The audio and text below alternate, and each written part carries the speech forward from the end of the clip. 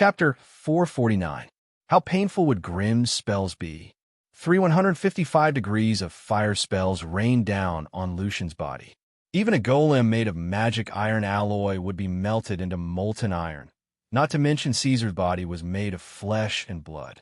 His body had been tempered with poison all year round, which allowed him to condense an invisible barrier around his body when his wizard energy surged. This barrier was formed by the combination of his life magnetic field and spiritual force. It could resist almost all elemental, mental, poison, and curses. The damage it could reduce depended on the individual's strength. With Caesar's strength as a veteran wizard, he could reduce elemental damage by 30% to 50%. Moreover, after his body was tempered, even without any spell equipment, his iron-like body was no weaker than a top-grade anti-magic armor. This was the most terrifying thing about body-tempering wizards. They could completely withstand the bombardment of elemental wizards, rush to the opponent's side, and end the battle with a violent blow. If the opponent did not have enough mobility spells, the outcome of the battle would be very simple. However, this was only applicable to normal wizards. The basic attack power of a normal Grade 1 wizard was between 70 to 100 degrees. Those that could exceed 100 degrees were already the threshold of a veteran wizard. To reach the elite level, the threshold was 130 degrees. Flinder's trump card, Water Dragon Wave, might only have an attack power of 110 degrees, but its effect could last as long as 40 seconds. In other words, the attack power could reach an astonishing 140 degrees. If he was facing a normal wizard's attack, even if he could achieve Grimm's terrifying instantaneous effect, his attack power would not be enough to destroy Caesar's body. 100 degrees of elemental damage would be reduced by 30% to 50%, and part of it would be absorbed by the golden armor. Only then would the rest be used on Caesar's body. Even if Sicker didn't dodge and took the full brunt of the spells, his body would only need to withstand 30 to 40 degrees of elemental damage, and he would be fine. For Caesar, who had tempered his body to the point that it was comparable to a wizard's weapon, this bit of damage was completely within the range of what he could endure. Although they would suffer some pain in the process, they would not lose their basic combat abilities. However, Grimm's 155 degrees elemental attack was beyond what his body could endure. The damage was shocking. Thus, as soon as the 3 spells landed on his body, Sicker's body melted. His sturdy muscles that were as sturdy as iron ingots quickly crumbled and corroded under the raging elemental flames. After the force field barrier on his body was broken, Sicker's entire body was immediately engulfed by the elemental flames that reached more than 3,000 degrees Celsius and burned fiercely. At this moment, the flames were burning his skin, hair, flesh, and bones. The pain from every corner of his body allowed him to break through the intimidation of the wind dragon. He screamed in pain as he escaped from Grimm's side. However, no matter where he fled to, that layer of raging flames always wrapped around and followed him. The sound of flesh being burned and eroded could be heard clearly. No matter how strong Sicker's magic resistance was, the surface of his skin wrinkled, shriveled, cracked, and burned to ashes under the terrifying flames. Without the protection of his skin, the exposed flesh and bones were immediately exposed to the flames. His powerful mental strength allowed him to clearly sense every inch of his skin, every piece of flesh, every tendon, and every bone sizzling in the flames. This kind of terrifying feeling caused him to lose his courage, and it also caused him to become even crazier. On one hand, he crazily waved his claws in the direction where Grimm might be. On the other hand, he was howling in pain, calling for Flinder's help. He was doing his best to block the elemental flames on the surface of his body. Although he was burned to a terrible state, it did not harm his body. As long as his companions came to his aid in time, there was still a possibility of healing such a huge wound, even though it looked miserable. Flinder, who was controlling the water dragon wave from afar, raised his eyebrows and shot out a cold light from his eyes. As his hands moved rapidly, the raging waves chasing after Grimm abruptly turned into a dozen water dragons. They forcefully broke through the magma field created by the explosion of the lava fireball and rushed towards the tall and sturdy back of the Balrog. Even at this moment, Flinders still chose to attack the enemy first. As for saving Sicker, he might as well wait until he caught Grim. As for Grim, he had placed all his attention on Wizard Sicker. Now that he was facing the overwhelming water dragon wave, it was too late for him to escape. Flame Leap was indeed a good escape and travel skill, but it still needed about a second of fire guidance and locking on. However, the water dragon wave did not give him the time and opportunity to escape. His lava and fire shields had almost been torn apart by Sicker, and the remaining shields and energy shields would not be able to withstand Flinders' powerful spells. However, in the face of danger, Grim was not afraid at all. His huge body sank and strangely merged with the body of the Wind Dragon. The Wind Dragon, which was 17 meters long and had a wingspan of 6 meters, abruptly twisted its body. Its spindle-shaped tail whistled as it whipped the struggling Sicker out of the sky. However, the Wind Dragon, who had turned its body around, was instantly sucked into the violent water dragon wave. It could not help but somersault in the air.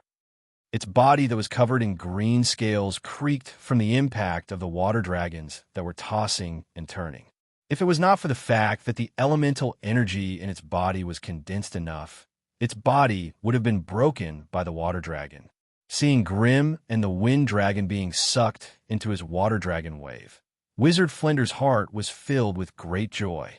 After tens of years of bloody battles, he was filled with absolute confidence in his water dragon wave. As long as his opponent was a wizard with a body of flesh and blood, as long as he had not stepped into rank 2, he would not be able to withstand the repeated attacks of a dozen water dragons.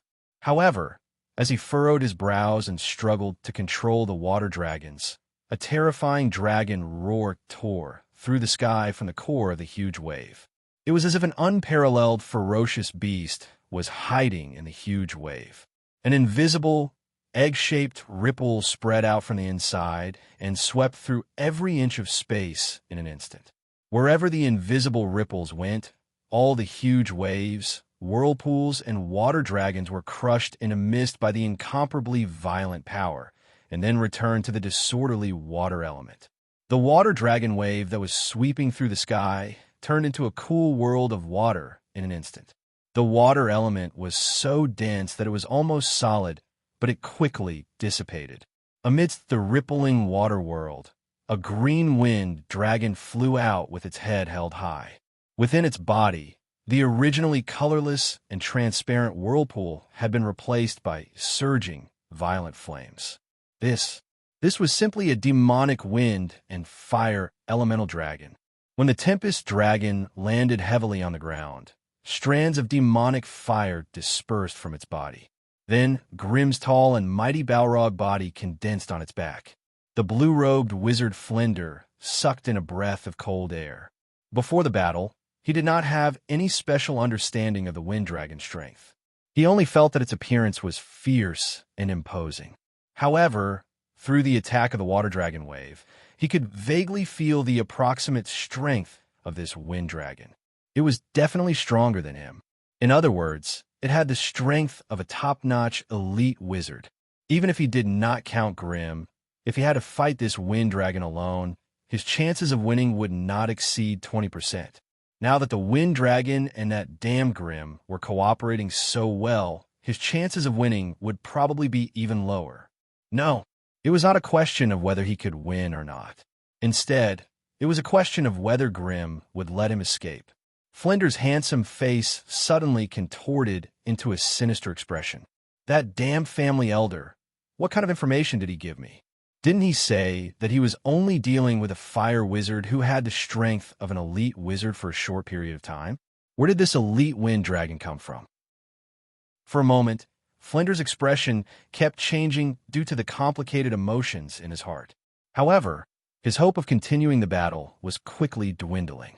He could clearly sense that Sicker had suffered heavy injuries and was lying in a deep pit in the distance, howling in pain as he waited for help. The flock of red-eyed crows that had been spying on him from afar had also disappeared. His two companions could no longer be relied on. What was the point of continuing the battle? Large beads of sweat appeared on Flinder's forehead, and his expression was ferocious and pained. Grim controlled the wind dragon to take a step forward, but Flinder, who was struggling, suddenly raised his arms. Surrender. I surrender. According to the rules of wizards, you can take all my resources, but you can't hurt my body. I want to enjoy the treatment of a surrendered wizard. Asterisk caw. Asterisk, was that even possible? As soon as he advanced, he went to fight in another plane war. After that, he came back and participated in a small conflict with his family. Since then, Grim had been busy running around all day. He rarely had the chance to stop and learn some unpopular knowledge among wizards. Thus, when Flinder suddenly surrendered, Grim's hand that was holding the lava fireball was stuck for a few seconds. Under his strict orders, the AI Chip immediately pulled out the contents of the Magus's handbook and quickly looked up information related to surrendering on the battlefield. This Magus's handbook was a basic item distributed by the Scattered Wizard Association of Terran. Almost every Magus in the Central Continent had to abide by the rules and taboos in it. Although many of the contents could be ignored in private, if they were to brazenly go against it, they would inevitably be hunted down by the law enforcers who had nothing better to do. Chapter 450. Bluestone Tower. Wizard Grim had been gone for more than 10 hours, and everyone in the tower was in a state of panic. Although the wind dragon that Grim had summoned had boosted the confidence of every wizard follower, the fact that he had yet to return caused all sorts of rumors to spread. Wizard Grim must have run away. A chubby senior acolyte yelled. He abandoned us here and ran away by himself. If the Anu family's wizards come, we'll all be dead. Yes. Since the Lord Wizard still hasn't returned, he must have gone back to his family. Then what should we do? Let's run. I don't want to be cannon fodder here. Someone was yelling, and the rest of the acolytes began to waver. Even Yuri was squeezed into the crowd. His eyes flashed as if he couldn't make up his mind. Although they had no choice but to abandon the resource point and the mine, it was still hard to predict how the family would deal with them. In a situation like this, it was easy for people to let their imagination run wild, and it was easy for them to do unimaginable things. What are you doing? At this critical moment, the first one to step up was still the junior acolyte Bliss. Lord Grim has already gone out to deal with the Anu family's wizards. I believe in Lord Grim. He will definitely bring us victory. At this time, you're still thinking about running away? Are you still human? Yes. We're not human. The chubby senior acolyte spoke again. He waved his fist and walked in front of Bliss. If it wasn't for Sabrina standing in front of him, he might have already started a fight. It's been so long, and your Lord Grim still hasn't returned. What proof do you have that Wizard Grim didn't run away? What proof do you have that he can defeat those sorcerers with ill intentions? Maybe he has already been defeated, and is... What is he doing? A low roar came from outside the tower. As the wind howled, the wind dragon's huge body suddenly fell from the sky. Then it spat out two terrifying human figures from its mouth. Grim's huge body steadily walked down from the wind dragon's back, and behind him were four figures that were staggering. They were his acolytes. Take the four of them down for treatment. Pay special attention to Hill. His injuries are more serious. Sabrina bowed and accepted the order. She strode forward and extended a few silver-white metal tentacles from all over her body to gently support them. Bliss, who had been arguing until his ears were red, saw Grim. His eyes lit up and he hurried forward. Lord Grim, Grim raised his hand and interrupted him. Go help Sabrina. I'll take care of things here. After saying that, he walked towards the fat apprentice step by step with the help of his staff. He lowered his head and said, Were you the one who confused people's minds just now? You said that I've already lost. What am I doing now? Kikik, the sound of teeth chattering could be heard clearly. The pig-like acolyte's legs went soft, and he crawled on the ground. His whole body trembled like a sieve, and his teeth chattered like a machine gun. He couldn't even speak a complete sentence. Dong! There was a dull sound. The spell formation in Grim's hand paused slightly on the ground, and a nameless flame ignited on the fat acolyte's left hand. Immediately, the acolyte screamed like a pig being butchered. You, you, you. Grimm's eyes darted around, and he immediately pointed at a few people. Go and invite the two Anu family wizards in. Wizards? Captives? Only then did the acolytes realize that the two humanoid creatures that were spat out by the wind dragon were actually magi. However, at this moment, one of the two magi, who were usually high and mighty, was charred black like charcoal. His body was still emitting a thick charred smell and black smoke. Although the other one was unscathed, his robe, staff, talisman, and ring were all gone. Instead, his shoulders, hands, and feet were all marked with strange flame runes. These flame runes seemed to have the function of sealing wizard power on a shackle in the body. Once the wizard's body twisted or the wizard power in his body moved, the runes would emit a flame, burning his hands and feet, making a sizzling sound. It was so painful that he broke out in cold sweat. Yuri, take a few people to the resource point and bring the trapped acolytes back, Grimm ordered. After Yuri and the others left, Grimm looked down at the fat acolyte who had already passed out from the pain. His left hand had already turned into a lump of charcoal, and the slightest touch would cause it to shatter into pieces. Take him away, Grimm yelled in a low voice. Send him back to the family tomorrow. I don't want to see him again. Oomph.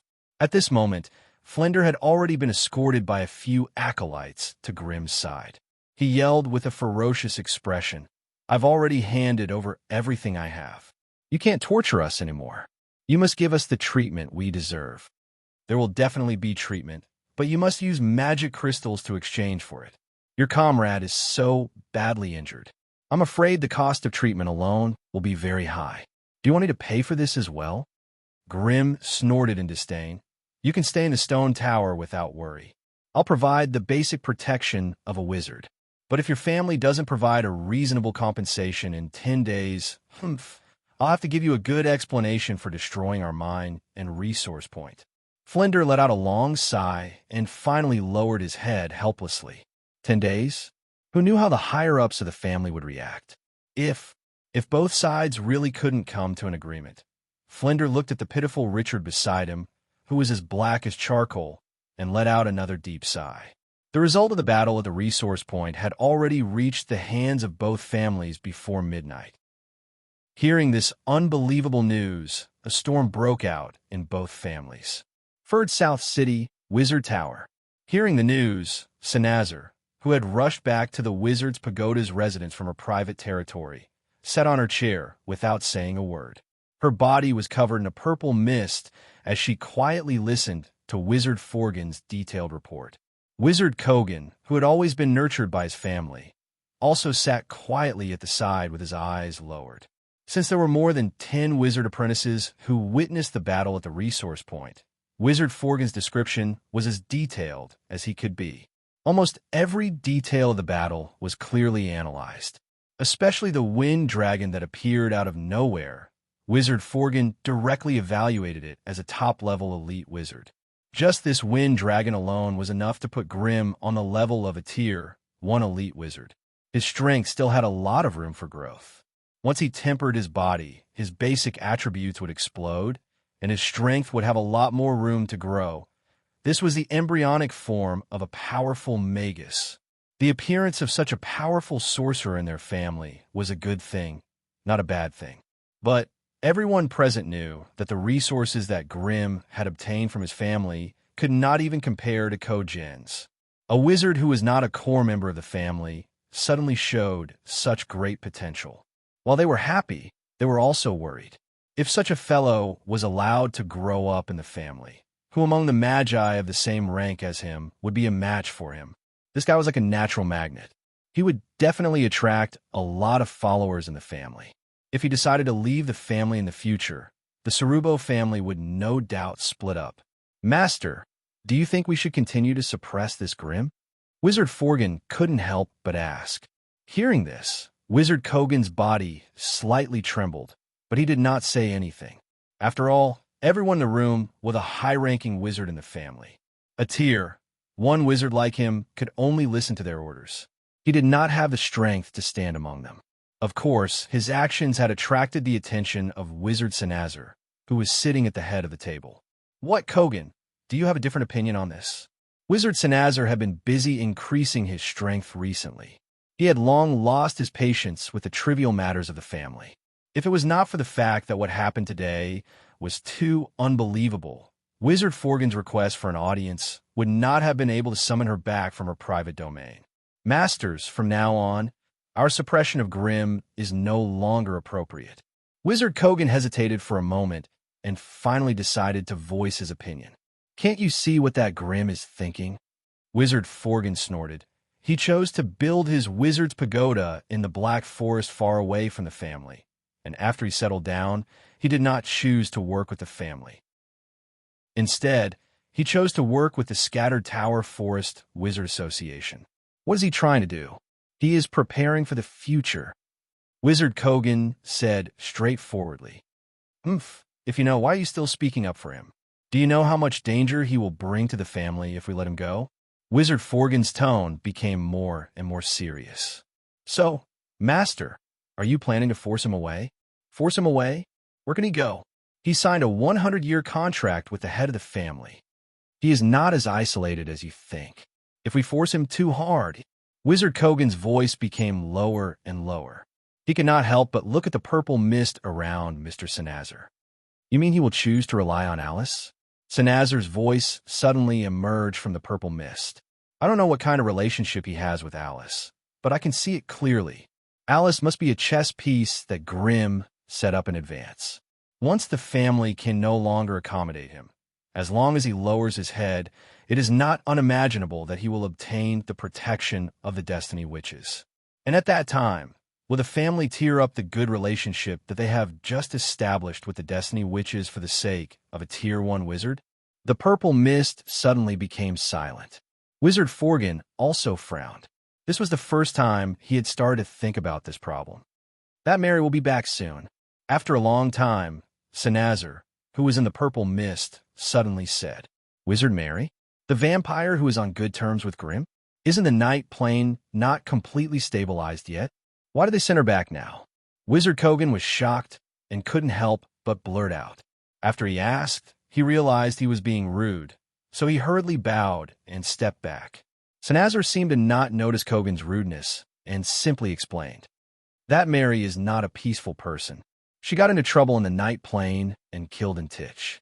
This time, she was sent back, and the family is still discussing her punishment. How could this be?" Wizard Kogan's eyes began to sparkle. Why was this guy who had been in contact with Grimm so hard to deal with? Did that Wizard Mary want to die? Chapter 451. The aftermath of the battle was being dealt with in an orderly manner. After bringing people back to the resource point and bringing back the captured acolytes, all the injured acolytes were left in the stone tower to recuperate, while the uninjured acolytes were all sent out to clean up the mess outside. As for the resource point, it had lost its value after the warehouse was emptied. The fight between the three sorcerers almost brought about devastating damage to the resource point. The land that occupied an area of 30 to 40 acres was either scorched earth or turned into a swamp after a flood. Most of the magic plants were destroyed by the shock waves of the battle, and the rest took advantage of the broken defense circle to escape.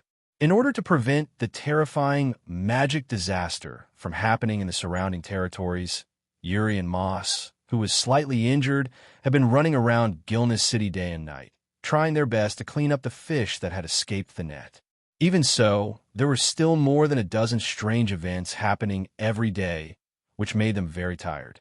After hearing the detailed descriptions from the captured wizard apprentices, almost every wizard apprentice understood how powerful Wizard Grimm was and quickly became his worshippers. 3 wizards? According to Acolyte Hill, the Anu family had actually sent 3 magi over. One of them was burned to a crisp by Wizard Grimm, and he was still lying on the 2nd floor of the stone tower, wailing in pain. Although he had received basic treatment, most of his burnt body would have to go through a lot of torment if he wanted to recover. Another one was directly captured by Wizard Grimm and locked in the stone tower with multiple restrictions. He had completely lost his freedom. It was said that he was a terrifying elite battle wizard. As for the third one, he did not even show his face. He was scared away by Wizard Grimm's power. The battle at the resource point had instantly raised the morale of the family's apprentices, and their worship of this fire demon had reached its peak. Even those who were previously skeptical were greatly shocked after returning from the ruined resource point. According to them, that place was simply a terrifying world of lava at this moment. Everywhere was terrifying lava that had condensed after flowing recklessly. Everywhere was scorched black and cracked ground. The pungent smell of sulfur filled the air. The remaining heat from the black and red lava had yet to dissipate. There were also flower beds and gardens that were in a state of desolation. If it was not a landmark, they would not believe that this was the resource point that they were so familiar with, the one they had guarded for 7 or 8 years. Although the Cerubo family had lost a lot of resources, they still had 2 enemy wizards in their hands. If the Anu family wanted to settle this matter, they would have to pay a terrifying amount of compensation. While the apprentices were busy, Grimm was leisurely staying in his residence in the stone tower, slowly admiring his spoils of war. He had captured 2 enemy wizards in one fell swoop. According to the wizard's handbook, all the items on them would become his spoils of war. Even if they were redeemed in the future, he would not have to return them, unless they were willing to pay a high price for them.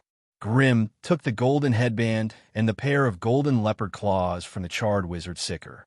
However, it was a pity that his golden armor and boots were too badly damaged and had lost their value of repair. Apart from that, Grimm also found a burnt storage belt and a flame amulet that had exploded into 2 pieces on him. It was obvious that Sicker had made a lot of preparations before he came looking for trouble. It was a pity that Grimm's battle prowess after transforming into a Balrog was beyond his expectations. Hence, the beginner-level flame amulet was destroyed in the battle. Golden leopard claws, an intermediate wizard item. The holder has the power to walk freely in the sky. Golden leopard claws, an intermediate wizard item. Enchanted with devour, haste, and break armor. As for the other items, most of them have been destroyed in the violent elemental flames, which made Grimm's spoils of war much less attractive. Compared to Sicker, Flinder, who had surrendered voluntarily, had left Grimm many times more spoils of war. Not to mention anything else, just the sight of the various witchcraft items on him was an eye-opener for Grimm.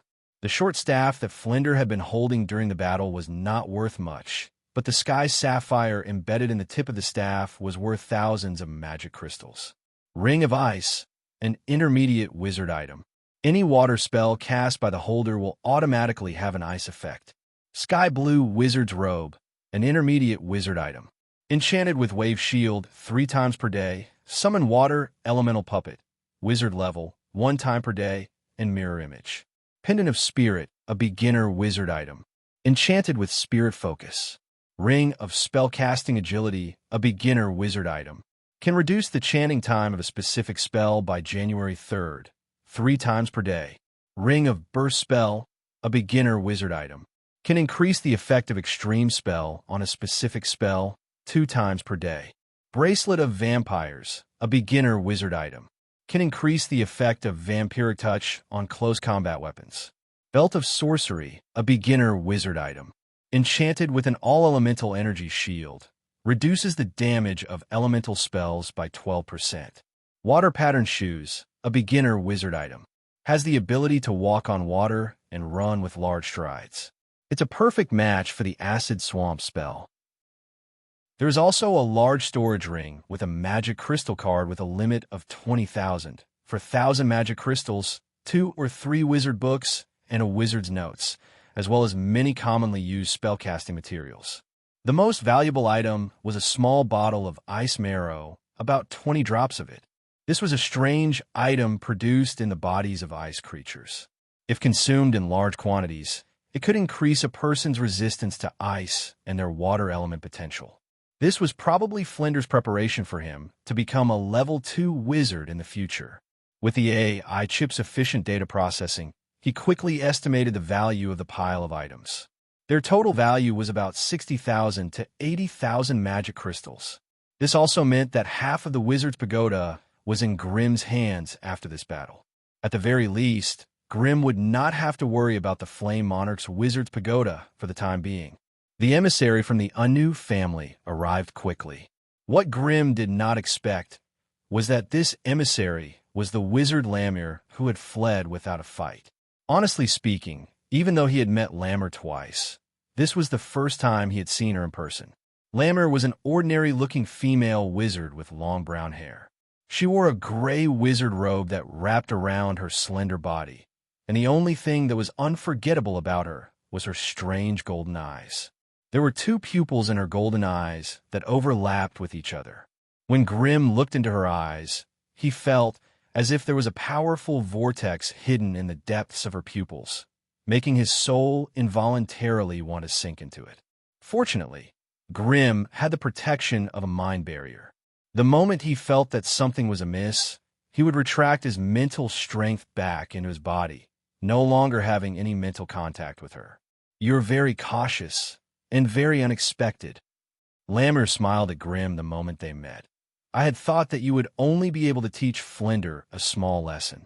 I did not expect you to be so powerful, to have an elemental puppet of such a level." Now those old men in the family are going to be very angry. "I haven't thanked you for the information you provided me."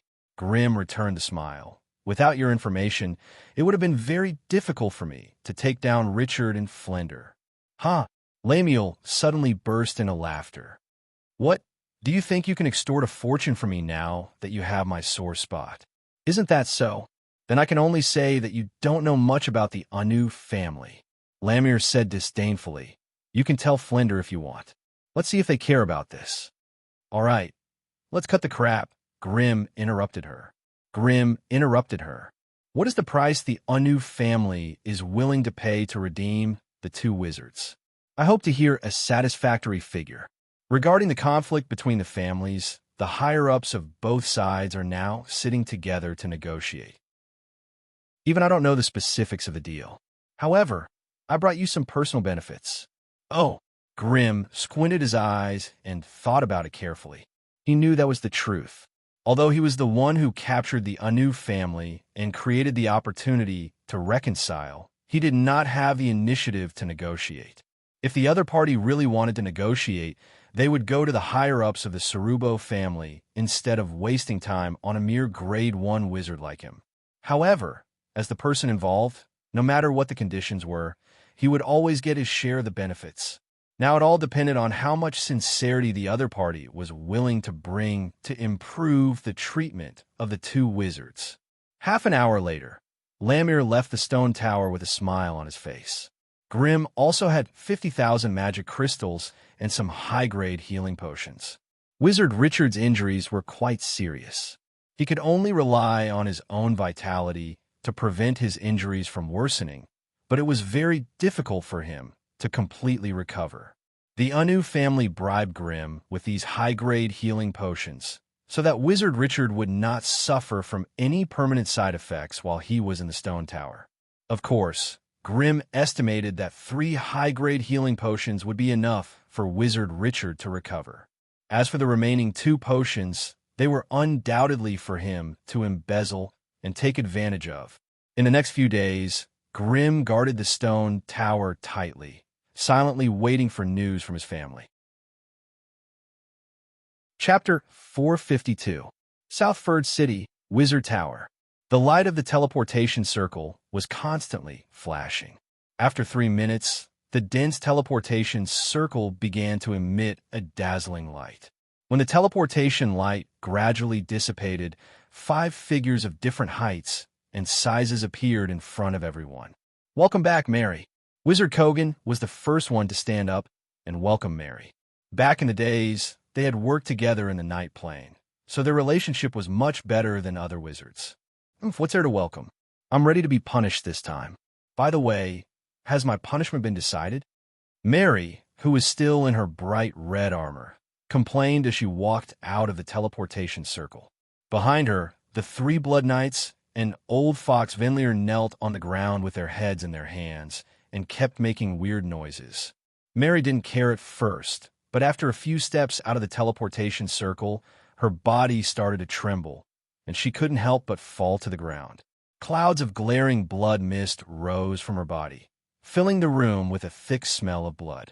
What a strong plane feedback. It seems like you've gained quite a lot in the night plane. You guys, hurry up and help Miss Mary back to her place. Wizard Kogan ordered as he looked at the strange knights behind Mary. He could feel that these knights were all vampires. They all had Mary's unique witchcraft scent on them. It seemed like they were some kind of soul slaves. However, what surprised Kogan the most was their strength. The three knights all had the strength of an experienced wizard, but the noble guy only had the strength of a quasi-wizard. Wizard Kogan had a very good memory, so he could immediately recognize the knights. They were the Knights of Radiance from another plane. They were the famous Rank 2 Knights. However, after jumping from a secondary plane to a large-sized plane like the wizard world, their soul's scent had been suppressed by the will of the plane, so it was understandable that they had different levels of degradation. As long as they had enough time and resources, they could get used to the law of the plane in the wizard world. It was not impossible for them to get back their strength. Just think about how hard it was for a rank 2 wizard to level up, and you could see how unrealistic it was for Mary to bring them back. Bring a few more people and send them to Wizard Mary's residence. Under Wizard Kogan's command, the wizard apprentices who were waiting on the side rushed forward, ready to help them up. However, just as they approached Mary, they were eroded by the blood mist and cried out in pain. They retreated far away in a panic. Mary muttered a few words under her breath and climbed up with the help of the wall. "What's wrong with me? Why does your head hurt so much?" After hearing Venlier's words, she was about to ask for more details, but she suddenly stopped. In front of the house, a young, beautiful, and elegant female wizard nodded and smiled at her. "You must be Lady Mary? Nice to meet you. I'm Meryl, Teacher Grimm's disciple." "Teacher Grimm? It's only been 11 years, and that guy's already trained a wizard as a disciple? You've already met Wizard Kogan, right? Many things have happened in the family over the years, and he doesn't have the time to tell you everything. That's why I'm here, hoping to let you know about the changes in the family as soon as possible." Although Wizard Meryl spoke casually, Mary, who had been slaughtering in other planes for more than 10 years, could still hear the murderous intent in her words. After inviting Meryl into the room, Mary heard everything that had happened to Wizard Grimm over the past 11 years. Alice had also become a wizard, and was now the leader of the Fate Witches in the Northern, which Camp Grimm had built a flame monarch wizard pagoda at the edge of the Black Forest, and was currently recruiting soldiers. There seemed to be some animosity between the higher-ups of the family and Wizard Grimm, and the war between the families was shrouded in mystery. Grimm was stationed alone in Gilness City, and the family had not sent any reinforcements. There seemed to be more to it than meets the eye. After listening to Meryl's story, Mary's crimson eyes almost overflowed with murderous intent. "I'll head to Gilness City now. Don't worry, I'm much stronger than before. As long as I'm here, your teacher Grimm will be fine." Mary was a man of action. She asked for a map from Meryl, and without going through the gate of the wizard's pagoda, she flew out of the closed window of her residence. She instantly transformed into a bat demon, flapped her wings, and disappeared into the horizon. After Ferdinand's wizard pagoda disappeared from his sight, Wenlil struggled to climb up to Mary's shoulder in the howling north wind. "Master, what you're doing is not wise. The higher-ups of the family will be suspicious of you." "Wenlil, remember, your job is to plan for me, not interfere with my decisions."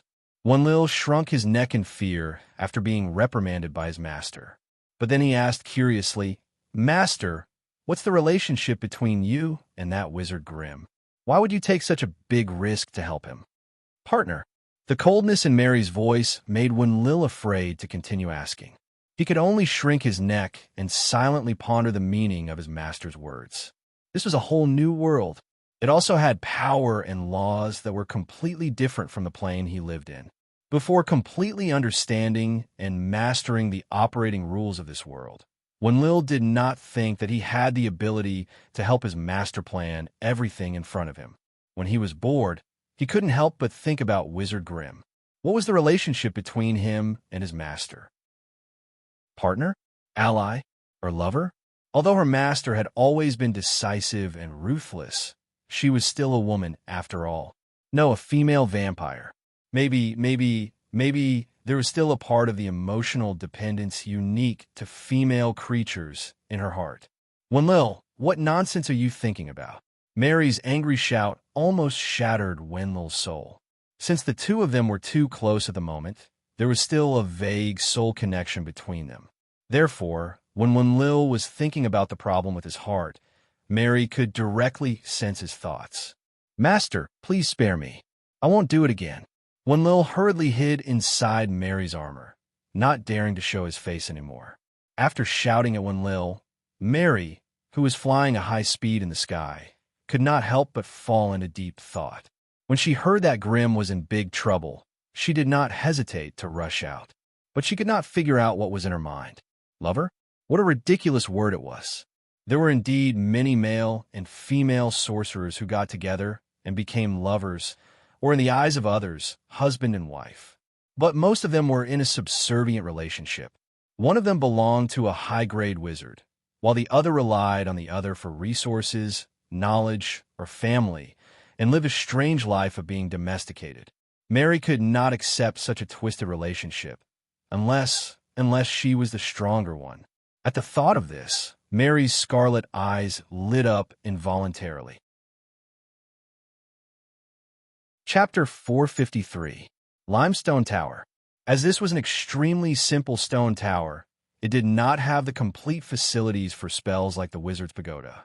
Of course, it did not have a sea of lava like the blazing flame monarch to continue tempering his spirit.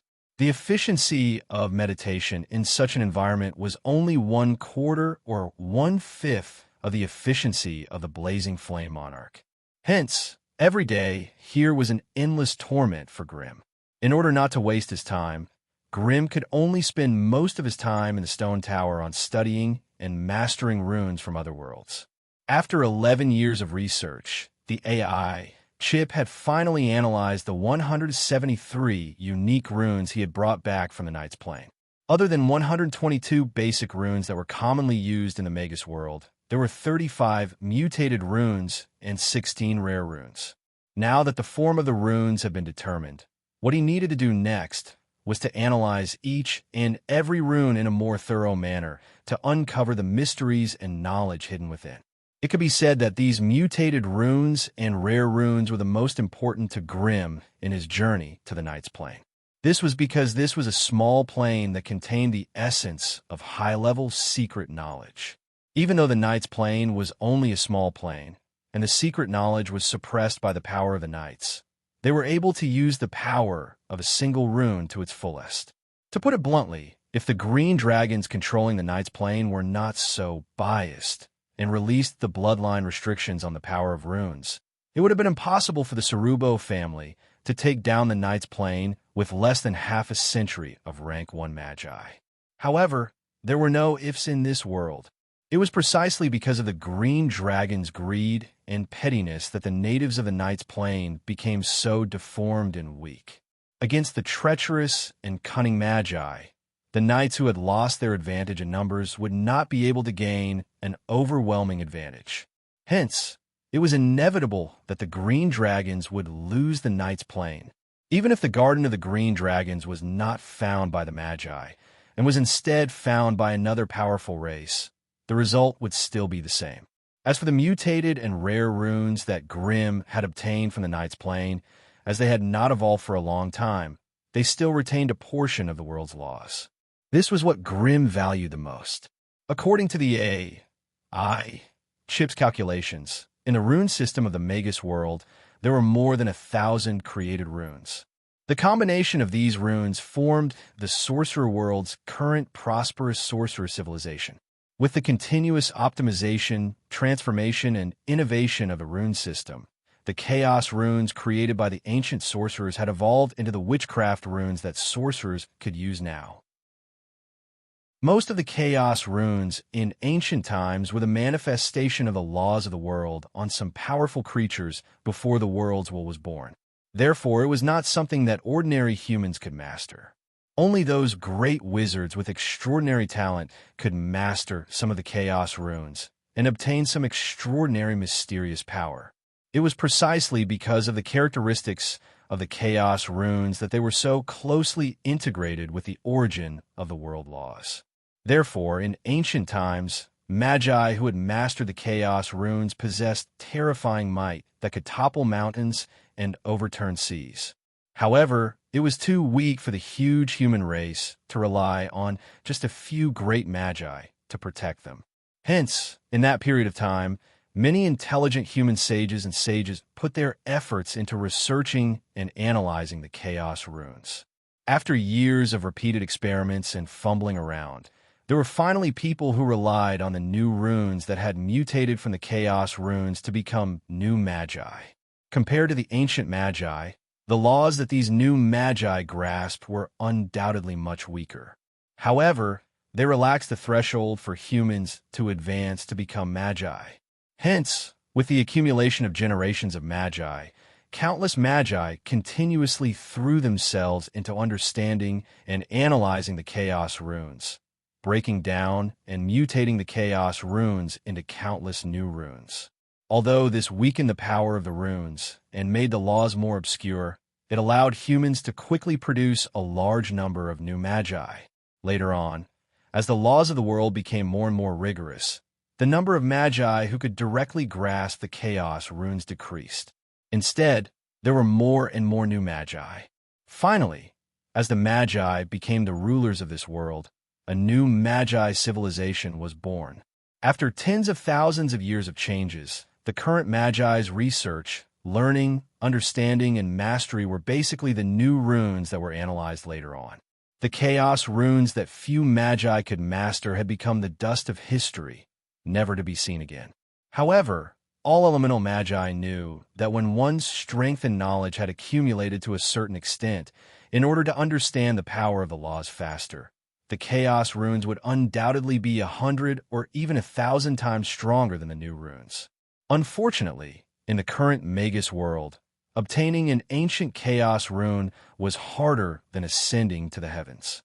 The large magi organizations and forces might have some chaos runes in their treasure vaults, but they would never selflessly take them out for all magi to study and analyze.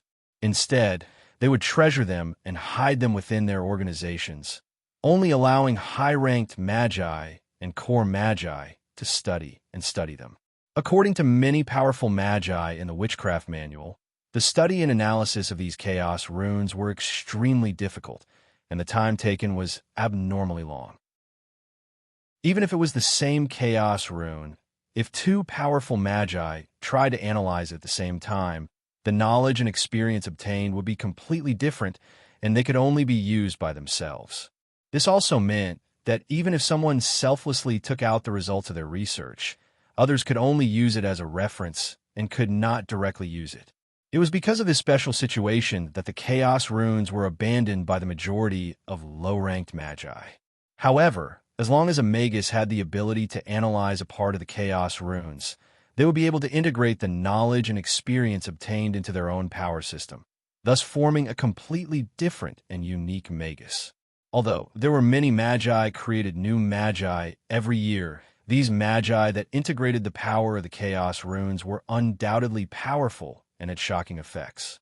There were even quite a few magi who, because of a certain powerful spell, founded a new school of magi.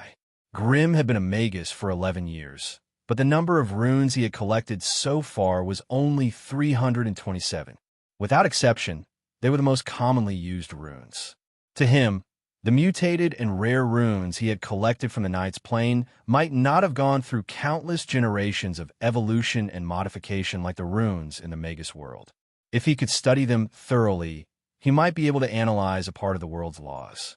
The AI chip had sorted out the 35 mutated runes and 16 rare runes and divided them into 6 main branches: earth, fire, water, wind, light, and dark.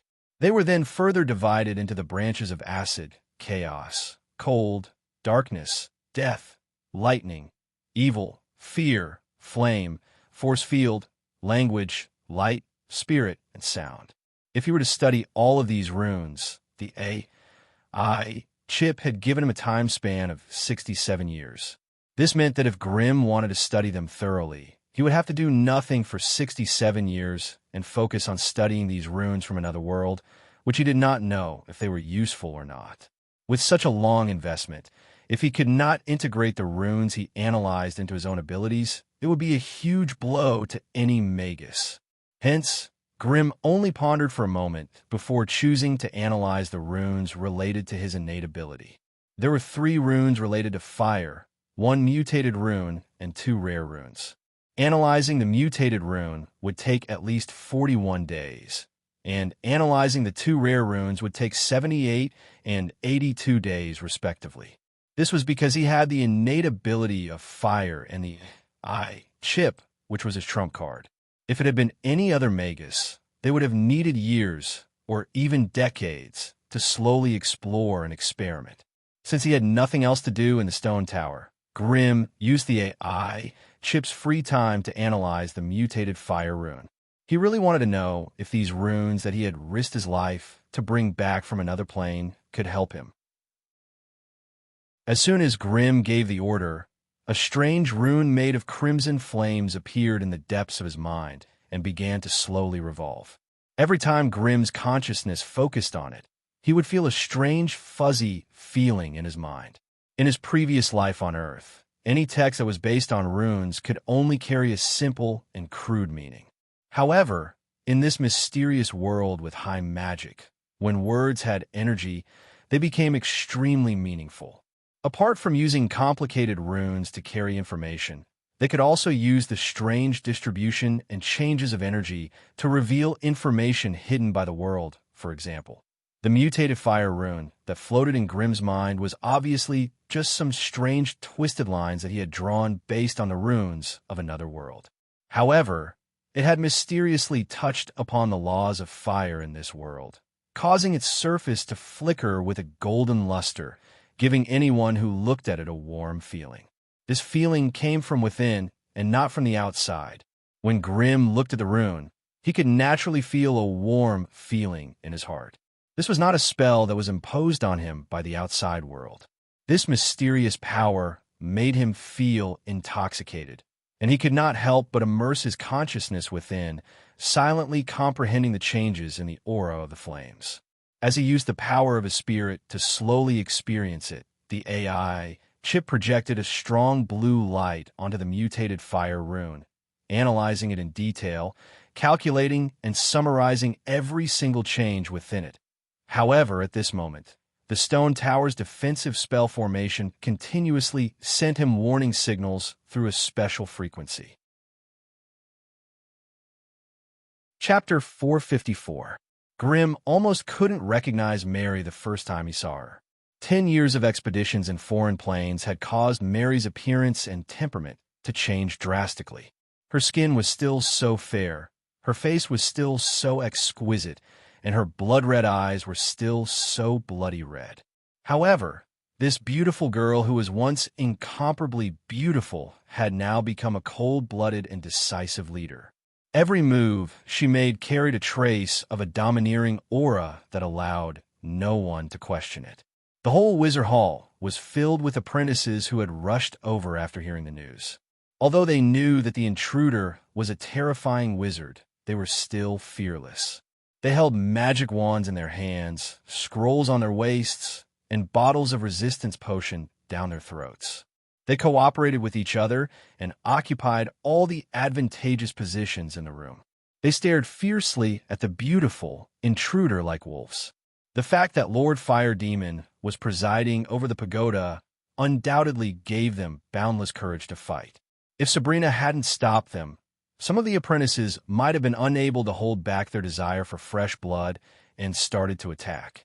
May I know where you're from? Why did you break into the Cerubo family's property? Although she was a little scared, Sabrina still put on the posture of a deacon apprentice and stopped this mysterious female wizard, who knew that before the intruder could speak, Grimm's voice was already heard. Everyone, put away your things. Grimm appeared at the spiral staircase. Let me introduce you. This is the famous Wizard Mary of our Cerubo family. Wizard Mary? Bloody witch? All the apprentices present opened their mouths wide in shock. They stared at this Wizard Mary, who did not look like a peerless demon no matter how they looked at her. All the apprentices of the Cerubo family had long heard of her fierce name. She was a combat wizard who grew up with Wizard Grimm and had a powerful talent for vampirism. However, since she had just become a wizard and was sent to the battlefield in another plane, not many apprentices in the family had seen her. Otherwise, it would not be funny that the apprentices of the Cerubo family did not know their own wizard. Mary, when did you come back? Let's talk about it at my place. After not seeing her for a long time, Grimm could clearly sense the changes in Mary. However, unlike her usual self, Mary did not show too much surprise. Instead, she narrowed her blood-red eyes and quietly sized up Grimm. After a long time, he said proudly, "I've killed Intik." Grimm's expression changed when he heard this, and he couldn't help but ask, "Evil worm Intek? You killed him?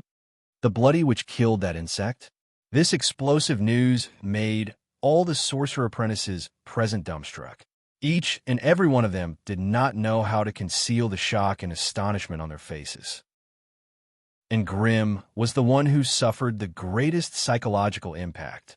Others might not know how difficult it was to deal with that evil insect sorcerer in Titch, but he had fought with that fellow many times, so he was very familiar with his evil and powerful insect repelling techniques. In terms of battle prowess, Intich wasn't the strongest, but he was definitely the hardest to deal with. He was also a powerful sorcerer who excelled in challenging those of a higher rank. If he was allowed to cultivate a horde of carrion beetles, ordinary sorcerers would not even have the chance to get close to him before they were devoured. Even though Intich only had the strength of a newly advanced sorcerer, with the advantage of the number of carrion beetles and his undying body, it would not be a problem for him to kill an elite sorcerer. I hereby formally challenge you. Mary was destined to scare some people to death today. She opened her mouth and threw out another heavy bomb. "Follow me." After saying this, a blood-red mist spread out from Mary's back. A pair of large, leathery bat wings with distinct joints spread out, and her whole body slowly floated into the air. She rushed out of the stone tower and flew towards the wilderness west of the city. Damn it! What the hell is going on? Grimm, who was bewildered by the scene before him, did not know whether to laugh or cry. With Mary's fickle personality and emotions, even he could not immediately grasp how she thought. All of you, listen to Sabrina's command. Guard the stone tower well. Before I return, don't let anything slip. After giving some simple instructions, Grimm used his authority as a station sorcerer to activate all the defensive spell formations of the stone tower. He then followed Mary to the west of the city, 10 miles west of the city of Gilness. When Grimm arduously arrived here, Mary had already been waiting for a long time. On top of a small hill that looked like a grave, Mary flapped her large bat wings and floated half a meter above the ground. Her blood-red eyes stared unblinkingly at Grimm. Half of Mary's body was covered in tight red armor. Blood runes flowed on it, and from time to time, blood-red roses would appear. Her exposed arms and legs were so white and tender, and the surface of her skin flashed with a dazzling fluorescence. Mary's small face was still as exquisite as ever. Her seductive, fiery red lips and blood-red eyes were unforgettable. On her back, there was a longbow flowing with blood-red light. Grimm could not be more familiar with this armor and longbow. Grimm could even describe every single mageweth and rune on it as if they were his family treasures, because he was the one who had helped Mary modify them. "Mary, what's wrong?" When Grimm arrived, he stopped and asked in confusion, "We haven't seen each other for so many years. Shouldn't we be sitting together and reminiscing? Why are you doing this all of a sudden? What's our relationship?" Mary asked abruptly. "Relationship?" Grimm tilted his head and thought for a while. Finally, he gave a cautious answer. "Friends. Wizards don't have friends. Wizards only care about knowledge, benefits, and themselves. Maybe it's too hard for you to accept being a friend. Why don't you define us as partners? There are big partners and little partners. Between you and me, who do you think is the big partner? Who do you think is the little partner? Mary was still staring at Grim expressionlessly. Her words made Grim's heart tremble. Struggle for power? In the past, when Mary and Grim worked together, both of them showed great sincerity. Because the enemies they faced were too powerful, the two of them had to work together sincerely to overcome the difficulties, so they almost never clearly distinguished the primary and secondary relationship between the two. 5 days ago, when I returned from the night plane, I heard that you had some problems with the Cerubo family. That wizard Merrill also told me everything that happened in the family during this short period of time. I can tell that you're not a person who is content with the status quo. Be it your newly built wizard's pagoda or your investment in Alice, they all show your ambition. Grim did not speak, listening quietly. You want to be independent. You want to build your own faction. Mary pressed on and finally asked the most important question. Then what kind of position can I get in the camp you envisioned? Your concubine or your fighter? Mary's voice suddenly became high-pitched as she said the last sentence. If you want me to work for you, you have to defeat me first. Otherwise, you should be the one to submit to me and be my queen. Following Mary's ear-piercing screech, the bat wings on her back suddenly spread out to the extreme. Her entire body was shrouded in a blood-red color, and 4 vampire bats suddenly flew out. They landed on the ground and transformed into 3 valiant knights wearing blood-red armor and a young noble. 3 radiant knights? Grim could see through the identity of the 3 blood knights with a glance, and could not help but be secretly shocked by Mary's strength. If she didn't do this, the stronger Mary was, the happier Grim would be. But now, the stronger Mary was, the more Grim could not help but feel a headache coming on. F***CK. If he did not have some strength, it would be wishful thinking to want to subdue an unruly female wizard, especially with Mary's competitive personality. If he wanted her to become his woman, he would have to beat her to the point that she would be convinced of his superiority. Seeing Mary's strength, Grim knew that this was not the time for him to be afraid. Even though it was strange to fight someone on his own side, it would be worth it if he could make Mary completely attached to him. After understanding all this, Grim abandoned the wild thoughts that he should not have and finally showed his true strength. He casually took out a sparkling magic puppet crystal core from his waist pouch and threw it in the air. Grim laughed coldly as he quickly expanded. Turbulent elemental flames gushed out from his body, instantly turning him into a flaming man covered in dazzling flames. The ground under his feet quickly softened and melted under the extremely high temperature. Soon, it condensed into a pool of boiling magma. The fiery red lava flowed up Grim's legs, and everywhere it passed, the flaming man was covered in a thick layer of lava armor. Dark red lava, crimson lava, and terrifying flames mixed together, forming a 4-meter-tall Balrog body for Grim. Asterisk whoosh whoosh whoosh. Asterisk up to 7 flaming shields condensed in the air and began to rapidly revolve around the Balrog body. Each shield was 1 meter wide and 2 meters tall, and they were completely formed by red and yellow flames. Asterisk clang. Asterisk a loud and resounding sound rang out. 2 wide lava shields formed from flames, and lava quickly formed in front and behind the Balrog body. Finally, an egg-shaped light red barrier shot out from Grim's body, instantly covering an area of 100 meters. All the grass within the range of the flame barrier began to spontaneously combust. Chapter 455. Shocking. Super shocking. Witnessing Grim transform from a body of flesh and blood into a terrifying monster made of lava and flames at such a close distance, it was hard to suppress the shock from the depths of one's soul.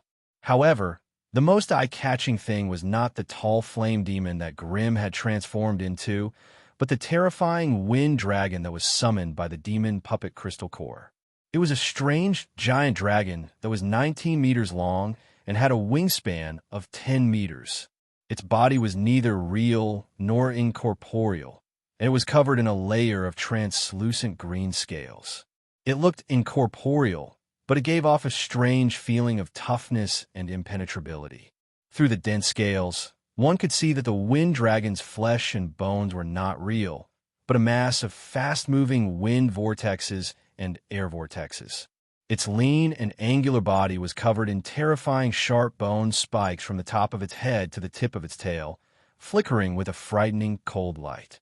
The light green dragon's head was wild and fierce, and its eyes were shining brightly. When it opened and closed its huge mouth, a small thunderstorm could be vaguely seen in its throat. The wind dragon had a huge pair of wind wings on its back, a pair of slightly short and slender forelimbs, and a pair of thick and powerful hind limbs. The dragon's claws were strong and powerful, and its claws were sharp and powerful. Unlike the flame demon that Grimm had transformed into, the wind dragon was condensed directly from the void. When a huge amount of wind elements gathered crazily in a narrow area, the terrifying feeling of the elements being instantly out of balance made one's heart palpitate. Carried by the wind dragon, Grimm, who had transformed into a tall flame demon, was like a small sun rising in the sky. Endless flames and terrifying streams of flames blew across the land, and the temperature of the entire area began to rise, giving people a terrifying feeling as if they were suddenly in a lava volcano. The three Blood Knights were in a better situation. Their blood energy overflowed and formed a blood-red light barrier around their bodies, resisting the corrosion of the high temperature and flames. However, the weak Windleer could not do this. He could only scream strangely as he transformed into a vampire bat and frantically escaped from the fire barrier. With his flying speed after transforming, it only took him 3 to 5 seconds to escape 100 meters away. However, even in such a short time, when he screamed and escaped, the surface of his body was already scorched, and there were even a few scattered clusters of flames on his body. The blood-colored mist exploded. Windleer instantly reverted to his human form. He frantically flapped his body and even rolled on the ground, trying to extinguish the flames with the soil. Unfortunately, it was all in vain. These flames seemed to be burning his flesh and blood as fuel. A heart-wrenching pain caused him to involuntarily raise his head and let out a shrill scream. Sizzle, sizzle. Enduring the excruciating pain caused by the rapid burning of his flesh and blood, Windleer forced out the remaining blood energy in his body and tightly covered the parts of his body that were ignited. Finally, with the advantage of the amount of bloody energy, he managed to destroy the flame energy that invaded his body. When the last spark of fire was extinguished, Windleer finally heaved a sigh of relief and collapsed to the ground. Raising his head to look at the majestic flaming figure on top of the wind dragon, Windleer felt a sense of awe. Once again, he felt the terror of a powerful wizard. Grimm did not care about a small fry like Windleer at all. Since the other party's strength wasn't much, there must be something special about him. It was not a battle of life and death, so there was no need to kill this guy. Therefore, Grimm did not attack him from afar. At this moment, most of his attention was on Mary, who was licking her fiery red lips. Facing Grimm's powerful entrance, Mary did not show the slightest bit of surprise or fear. Instead, she was unusually excited and eager to fight. Go! Under her command, the three Blood Knights, led by Soros, maintained their strange half-human, half-bat form. They flapped their leathery bat wings and pounced on Grimm from different angles. As the distance between them and Grimm continued to shorten, the damage they received from the flames on their bodies increased rapidly. Sizzle, sizzle, sizzle. The bloody energy and the elemental flames collided and destroyed each other. The thick blood mist became thinner in the blink of an eye. Half-moon slash, leap slash, cross-charge. Before they could even get close, the three berserk knights of different shapes and sizes struck Grimm's lava shield from afar. Puff, puff, puff. Three muffled sounds rang out. Broken rocks and sparks flew everywhere. 3 deep sword marks appeared on the half-meter-thick lava shield. Grimm's brows twitched as he faced the attacks of the 3 Scarlet Knights. As expected of the Radiant Knights, who were once renowned in the Night Plane, their close and mid-range combat techniques were indeed sharp enough. Just now, The deepest slash had almost sliced the lava shield in half, causing Grimm to lose his most powerful defense with both physical and magical resistance. Grimm retaliated with 3 lava fireballs without hesitation. The sudden explosion of flame shockwaves and lava rain immediately threw the 3 Scarlet Knights into chaos. They only managed to dodge the core of the explosion by relying on the high-speed movement of their bat wings. But even so, their bodies and wings were burned by the lava rain. They had no choice but to escape from Grimm's attack range and use the crimson energy to heal their wounds. This was also a headache for all of Grimm's enemies.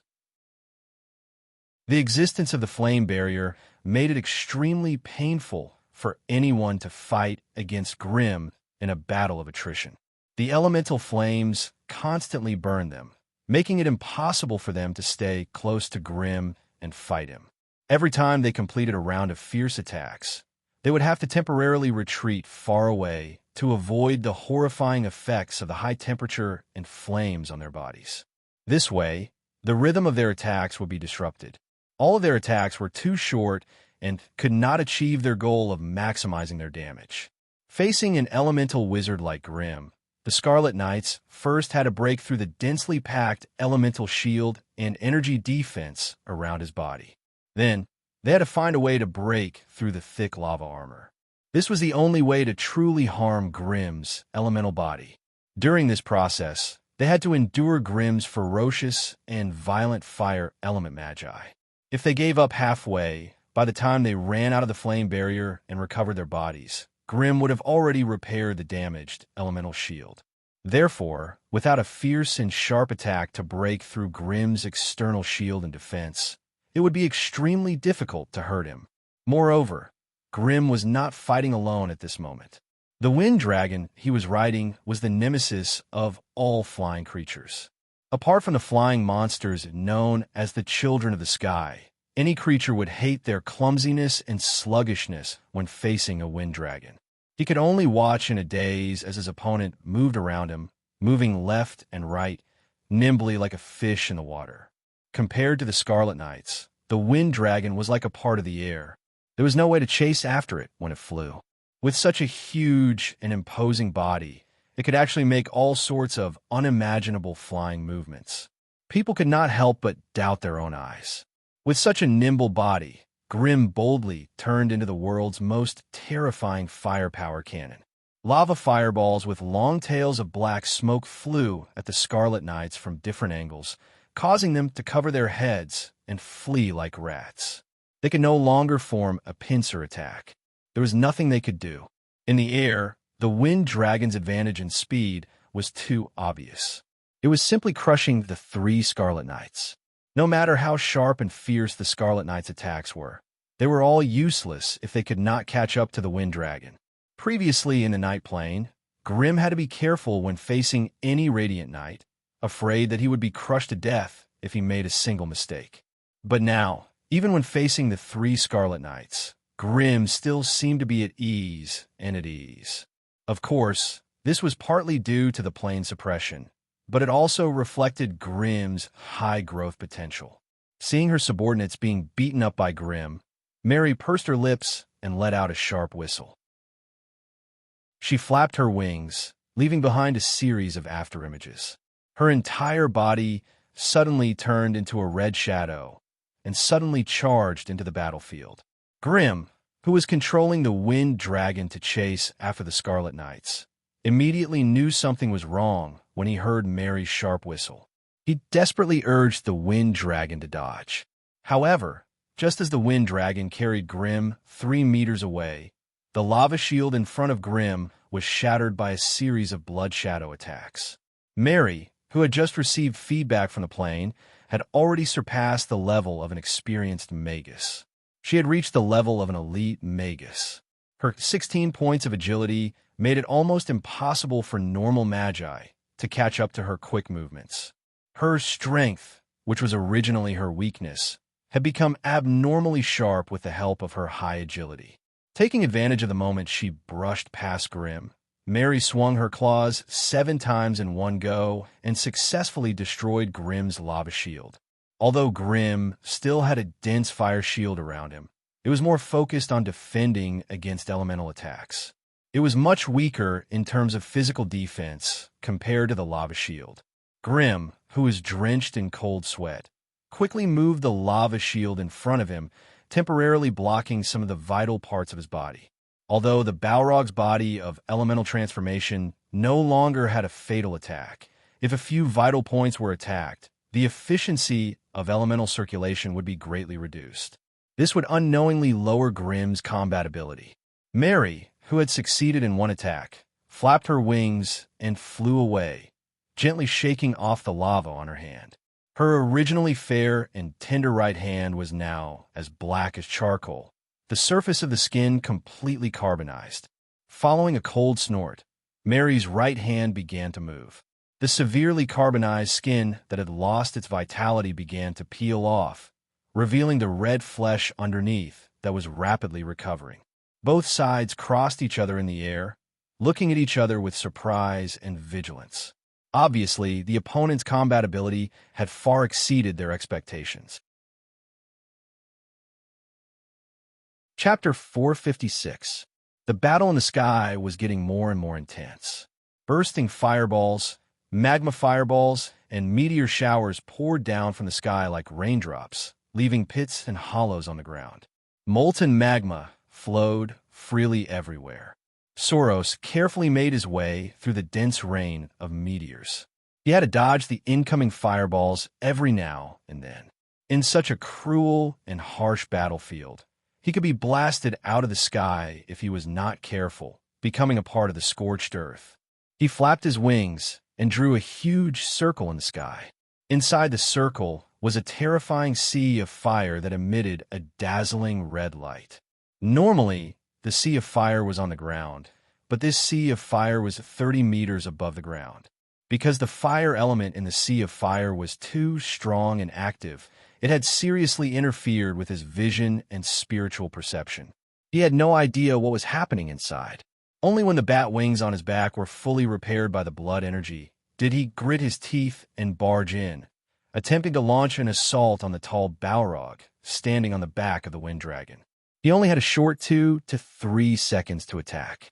If he stayed in the sea of fire for too long, the bat wings on his back would be burned to tatters and riddled with holes. If that happened, he could only howl and fall from the sky, becoming a Scarlet Knight who could not fly. At this time, there was only one knight left in the sky. The other Scarlet Knight was whipped by the Balrog's flaming whip and fell to the ground, never to fly again.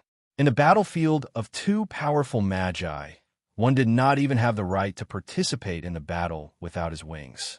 Soros could only carefully protect his wings, occasionally breaking into the sea of fire to launch powerful, semi-ranged attacks on the Balrog with his bloody spear. Inside the sea of fire battlefield, Grimm was perched high on the back of the wind dragon, trying his best to maintain the flame barrier's continuous damage to Mary. At the same time, he was shooting out scorching rays from his eyes, closely chasing after the beautiful figure that was constantly changing her position in the air. The battle had lasted for half an hour, and both Grimm and Mary had sustained serious injuries. With high agility, Mary was the most troublesome assassin when it came to maneuvering and dodging in narrow areas. Spells that took more than 3 seconds to chant were useless in front of her, unless you were sure that your external defense spell could last until the end of the chant. Otherwise, recklessly attempting to cast a large-scale spell would be suicidal. As for those single-target powerful witchcraft, the chances of them catching up to her agile and changeable body were not high. Even if you used your spiritual power to lock onto her position, the spell you cast would only destroy the realistic illusion she left behind. When necessary, once Mary felt that she couldn't escape, she could even use her strange blood witchcraft to exchange places with the Scarlet Knight. Although this would cause her to temporarily lose a useful subordinate, it would ensure her own safety and the integrity of her combat strength.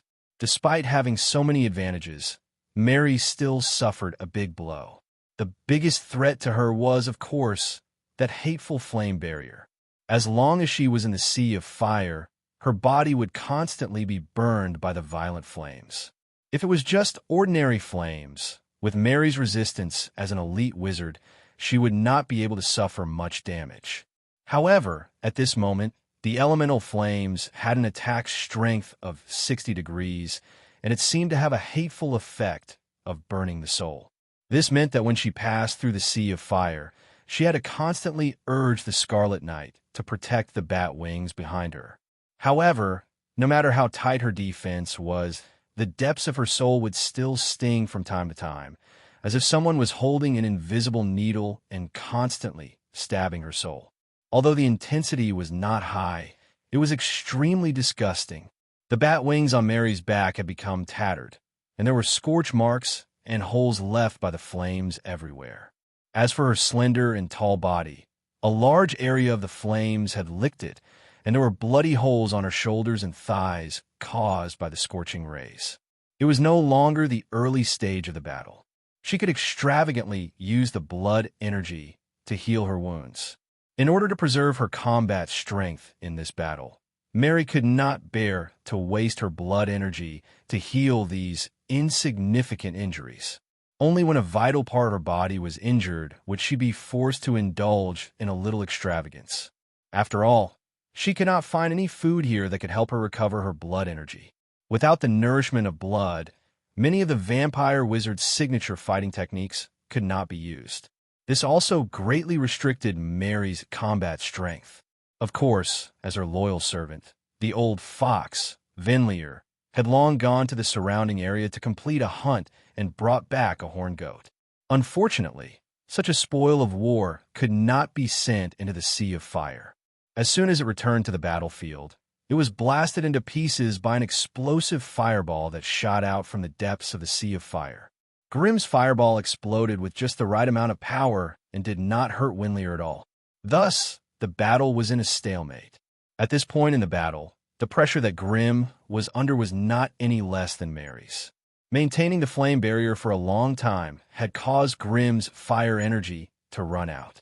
If it was not for the pure fire energy that the flame demon's heart would send out from time to time, Grimm would have to withdraw his line of defense to protect himself. He silently stood in the depths of the sea of fire and cooperated with the wind dragon's wind barrier to defend against Mary's continuous sneak attacks. As for his various defenses, they had already been destroyed in the previous battle. Now, only a damaged lava shield and energy shield were left. On Grimm's huge body, there were also 3 large wounds visible to the naked eye. Inside the wounds, traces of blood energy could be vaguely seen entangling with the raging fire energy. Before the blood energy was neutralized, the wounds could not heal by themselves. However, even though it was so difficult, Grimm still did not command the wind dragon to unleash its unique dragon aura, nor did he perform the second transformation of the flame demon. Grimm had a feeling that Mary was hiding part of her combat power and killing moves, and was looking for a chance to turn the situation around. To avoid being caught off guard, he could only do his best to keep his trump card in hand and wait for the moment when Mary would attack. 2 of the 3 Blood Knights had been knocked down from the sky. Although they did not die, they had temporarily lost their ability to attack. The remaining knight seemed to be quite intelligent, unlike the other 2 who were straightforward. That was why Grimm had tried to cripple him a few times, but it was all in vain. Moreover, the Scarlet Knight's grasp of timing was simply superb. Although the knight's battle skills did not really hurt Grimm, it created the perfect opportunity for Mary to attack. That time, Grimm had to use half of the instant spells in the Voodoo Secret Scroll to force Mary to retreat. Facing an agile assassin who could come and go like a shadow, it was impossible to cast powerful area of effect spells, and single-target spells could be easily dodged. Therefore, apart from Grimm's flame barrier and many instantaneous small fire spells, it was almost impossible for other spells to harm Mary's body. Moreover, at the edge of the sea of fire, there was a bloody knight who was waiting for him. Once Grimm revealed a flaw, this fearless desperado would definitely use his own life to open up a path for Mary to attack. That was why Grimm could not focus all of his spiritual force on Mary. Although the situation was difficult to predict, Grimm's chances of winning were increasing. Of course, The main reason was that the AI chip had finished collecting data on Bloody Mary. In front of him, Mary was no longer a cloud of immeasurable hazy blood mist. Instead, she had truly returned to her original appearance. Mary, vampire, rank 1 bloodline wizard. Body, strength, 7, agility, 16, vitality, 11, spirit, 7, combat spells mastered, blood arrow, rapid charge, blood shackles, life drain, vampiric touch, blood mist, blood berserk, blood claw, blood conversion, blood contract. Seeing Mary's combat spells projected by the AI chip made Grimm's head hurt. From the beginning of the battle until now, Mary had repeatedly cast blood spells in the double digits. This showed that Mary's talent in combat was so high that it left Grimm speechless. Melee wizards were different from elemental wizards. Elemental wizards mainly focused on standing still. Although they had some high mobility spells, they mainly used long-range elemental attacks. Close combat wizards also had a large number of spells, but these spells were rarely long-range attack spells. Most of them were close combat support spells. Therefore, after losing Ojwa's lava shield, Grimm could only fight with speed against an assassin-type opponent who kept sneaking up on him and launching surprise attacks. He could only use quick spells to force the opponent back. When the battle reached a point where both of them could not continue, Mary, who had been using guerrilla tactics, finally took out her trump card, Blood Shackles. When she raised her head towards the sky and let out a strange shriek, shackles of blood tightly bound her to the 4 blood thralls at the scene. She then rushed to Grimm's side without a care for her own safety. Although he was prepared for this, Grimm was still shocked by Mary's determination and bravery. In the next second, a storm of fire spells rained down on Mary. The wind dragon under Grimm flapped its wings and created a huge tornado, blocking Mary's advance. Chapter 457. Blood Shackles. As the name suggested, this was a witchcraft used by high-ranking blood breeds to control their blood slaves.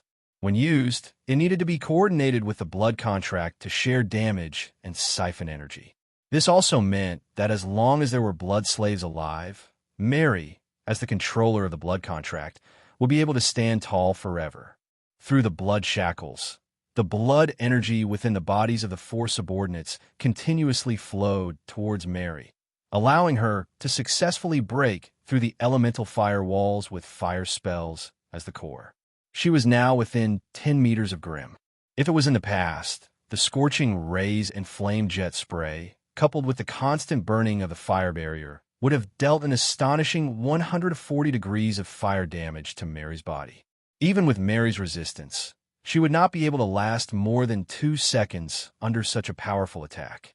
Otherwise, her life force would be damaged and her body would be severely injured. In the past, Mary could only rely on her agility to dodge when faced with this level of witchcraft defense. She would even give up on attacking if she wanted to. However, at this moment, Mary acted as if she had been injected with chicken blood. Not only did she not dodge, she retracted her bat wings and pounced towards Grimm like a moth flying into a flame. In the next second, a bloody mist exploded in front of Grimm. The thick, blood-red mist surged and engulfed Grimm's body like a berserk beast. Mary's aura disappeared in an instant as she completely blended into the bloody mist. In the center of the bloody mist, there seemed to be a wild storm that could destroy the heavens and earth. The storm engulfed the bloody mist and pushed it outwards.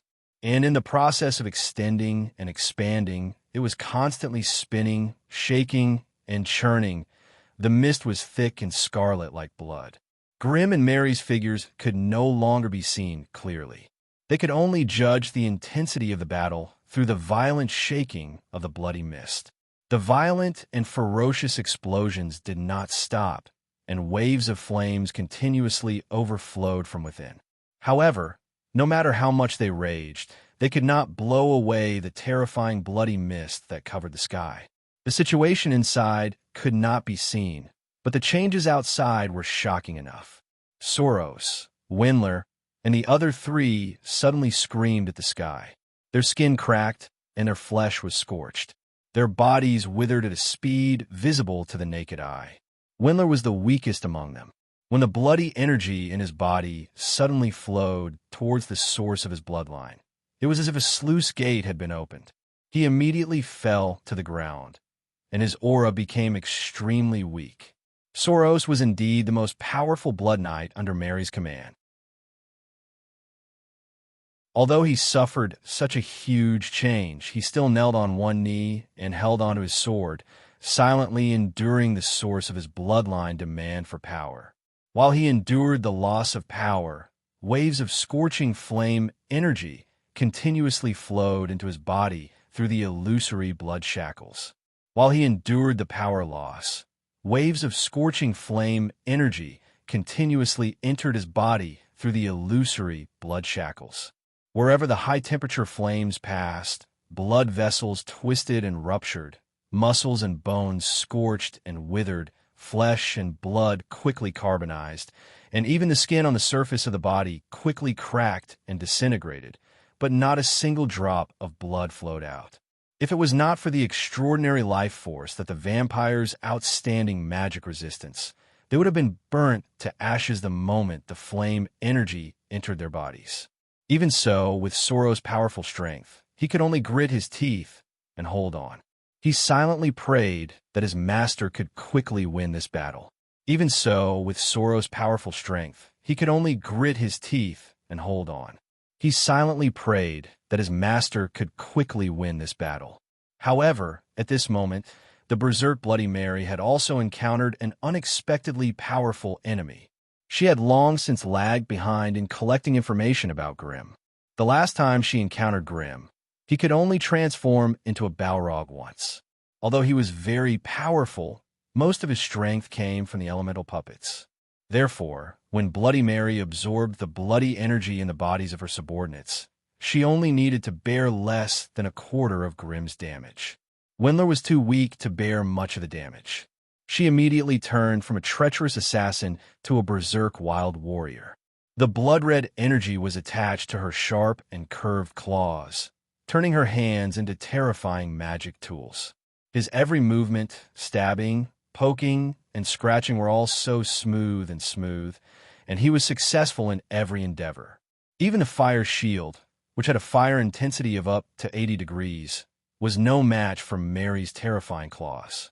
She pierced through it and tore into pieces. The wind whirlpool, created by the wind dragon, also injured Mary greatly. Tens of thousands of blade-like whirlwinds gathered together and formed a solid barrier around the wind dragon, protecting the Balrog that Grimm had transformed into. If Mary wanted to attack Grimm, she would have to take the risk of passing through this barrier.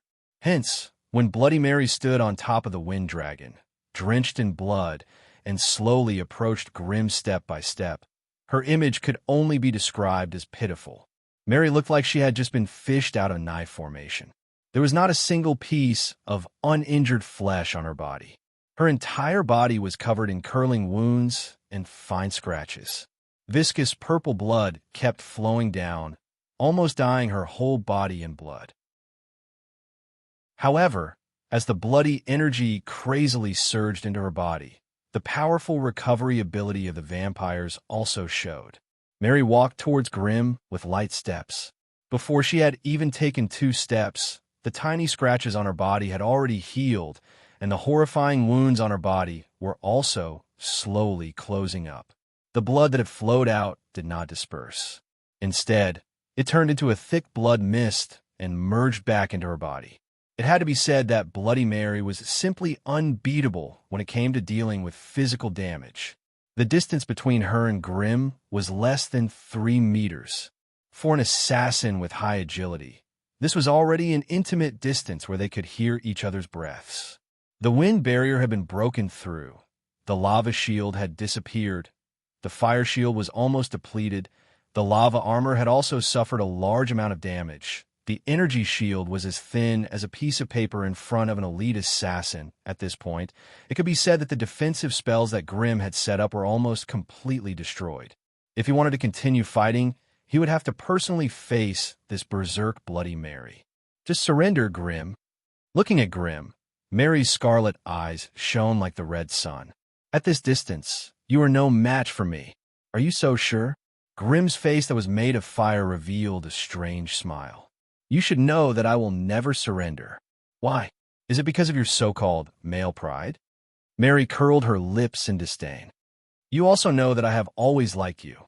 As long as you admit that I am stronger than you, I can become your only lover and even help you realize your little dream. Grim was slightly stunned. He did not expect Mary to say such words when she thought that she had the upper hand. However, he immediately shook his head and got rid of this inexplicable emotional disturbance. The reason why I rejected you is not because of my male pride, but you did not defeat me at all. With a low, muffled roar, Grim's tall and sturdy fire demon body expanded once again. The flame barrier protecting his body suddenly turned from scarlet to purplish black, and a strange energy started to burn Mary's body. When Grim unlocked the fire demon's heart and completed his second transformation, the wind dragon raised its neck and let out a long roar, and a shocking dragon aura surged towards Mary. Although vampires were considered high-level magical creatures, their bloodline was naturally inferior to the dragons at the top of the food chain. Thus, facing the terrifying dragon aura at such a close distance, Bloody Mary's mind was dizzy even though she had outstanding resistance. She could not move for a full 3 seconds. Taking advantage of this time, Grim's 4-meter-tall fire demon body expanded once again, and in an instant he turned into a 6-meter-tall, terrifying flaming monster. Then he stooped down, reached out his huge lava hand, and held Mary in his hand.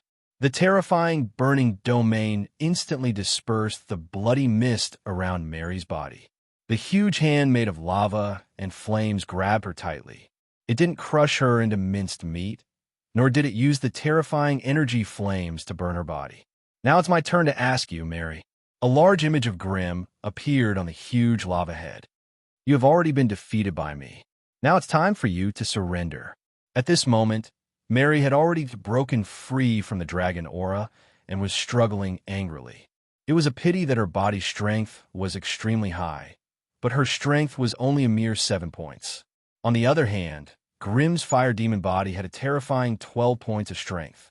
Although he was still not as strong as those body refiners who mainly focused on strength, it was not a problem for him to imprison an agile assassin. You're delusional. The sudden change in status made Mary extremely angry. With her personality, she would never be willing to become someone's servant who would come and go as he pleased. Hence, even though Grim's berserk strength and energy flames were ready to be unleashed, she still recklessly tried to mobilize the bloody energy in her body. Grim sighed bitterly and raised a finger. An extremely condensed energy flame condensed at the tip of his finger, and he drew 4 strokes in the air beside Mary. Asterisk whoosh, whoosh, whoosh, whoosh.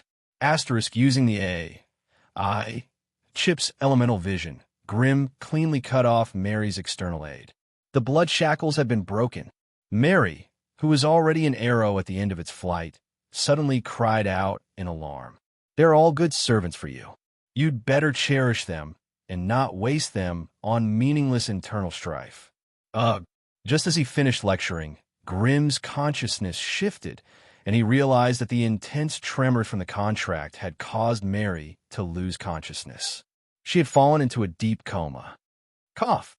Grim, who had transformed into a tall fire demon, looked down at the messy battlefield and the 4 pitiful figures that had fallen to the ground. He could not help but sigh.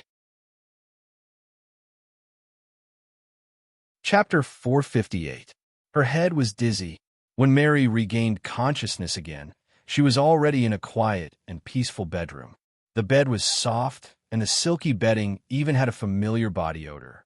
When Mary opened her eyes, the first thing she saw was the ceiling illuminated by the light.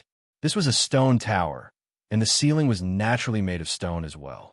The surface of the ceiling was smooth and flat, a grayish-white color. There were also tiny metallic particles within. With such obvious external characteristics, Mary was able to identify its composition at a glance. This was iron rock, an ordinary stone commonly used to build tall buildings. Although iron rock was a type of natural ore, its hardness was not inferior to that of magic iron alloy. If not for the fact that it lacked the necessary elemental resistance, it would have been one of the best materials to build the wizard's pagoda. But at that moment, the bright elemental light on the ceiling illuminated a tall and imposing figure. Mary tilted her head and immediately saw the familiar back of the figure at the side of the house. The sky outside the tower was filled with stars. In front of the narrow window, Grimm was sitting upright. A black wizard robe was draped over his body, his dark red hair flowing behind him. He was silently sprawled over the desk, quickly copying something. Mary closed her eyes to examine herself. The dried-up blood energy in her body had recovered slightly, and the many wounds on her body had disappeared.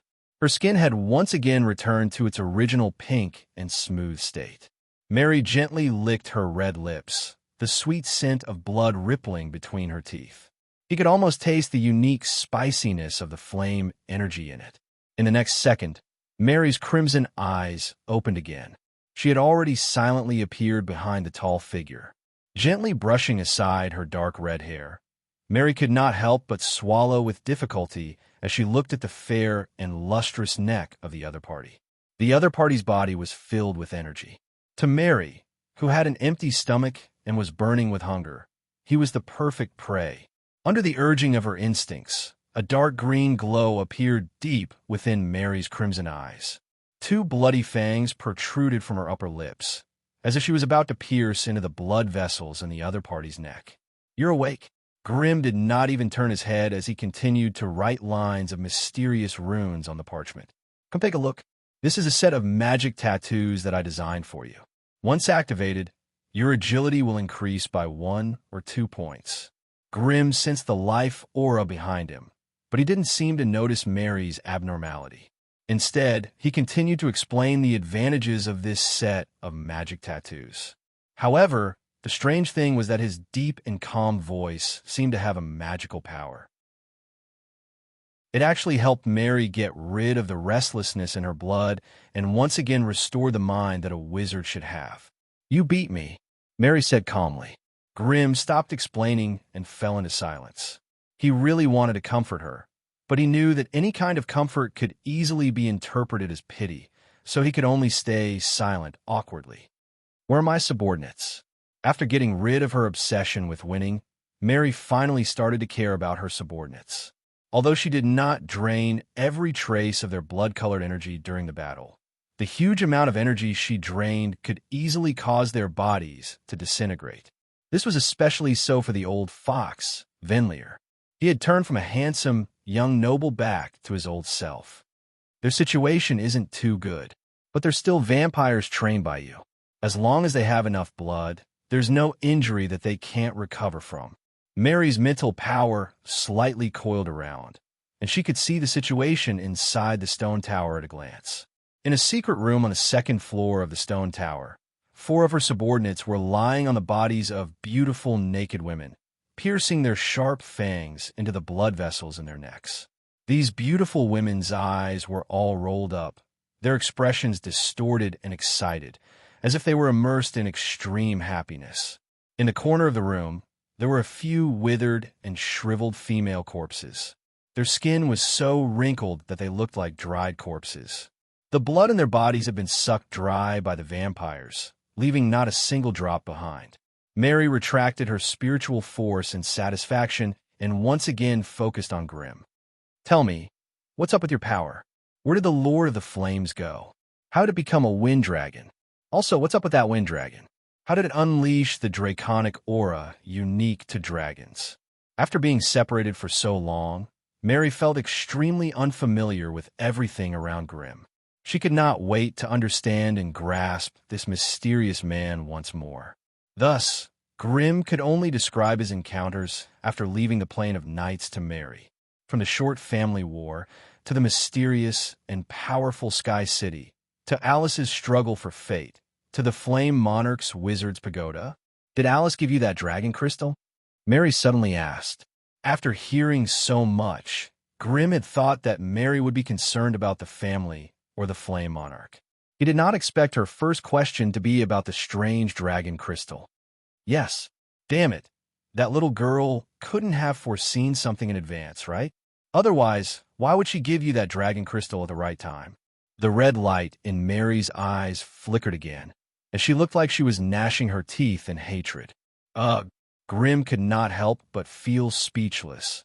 The Witches of Destiny can't be that strange, right? How could she have foreseen something that happened a year ago, so far? That must be it. Otherwise, how could I have fallen for your draconic aura so easily? Do you think that Alice could have foreseen our conversation? The more she thought about it, the more she felt that it made sense. A dangerous glint appeared in Mary's eyes once again. She grabbed Grim's collar and pulled him in front of her. The two of them stared at each other, nose to nose, eyes to eyes. I won't let that lass have the upper hand. With that, she sealed Grim's mouth with her tender red lips. Under the illumination of the lights, Mary's slender and tall figure was embedded in Grim's back. A strange, charming sound suddenly rang out in the room. When Grim woke up from his sweet dream, the sky was already bright. Mary was nowhere to be seen on the messy bed, but her scent still lingered on the silk quilt and mattress. Grim had sat up too abruptly, and he felt a sharp pain in his waist as if it was about to break. Apart from the pain, there was also endless soreness and powerlessness. But when he recalled how wild and hot Mary was last night, Grim immediately felt an itch in his heart. An irrepressible impulse made him feel hot again. Grim forced himself off the bed and scanned the entire stone tower with his mental power. Strangely, he could not find Mary. Even the subordinates on the second floor of the stone tower had disappeared without a trace. But his mental power was not completely undetectable. Grim took a step forward, and the raging flames on his naked body disappeared in a flash. The remnants of last night's passion had also disappeared. Grim took a set of clothes from the wooden rack beside him and put them on. He slowly walked to the wooden table and saw Mary's handwriting on the top piece of parchment. I'm going to talk to Alice. What was this? Was he going to declare his sovereignty or catch up with an old friend? Grim held the parchment with a helpless expression on his face. Mary's daring personality deeply attracted him, but her overly indulgent temperament made him feel helpless. She had always been a maverick, and most of the time, her actions dominated her thoughts. She did such a big thing without discussing it with him, and she did it so confidently. Grim could not help but feel a little annoyed, but then he began to daydream.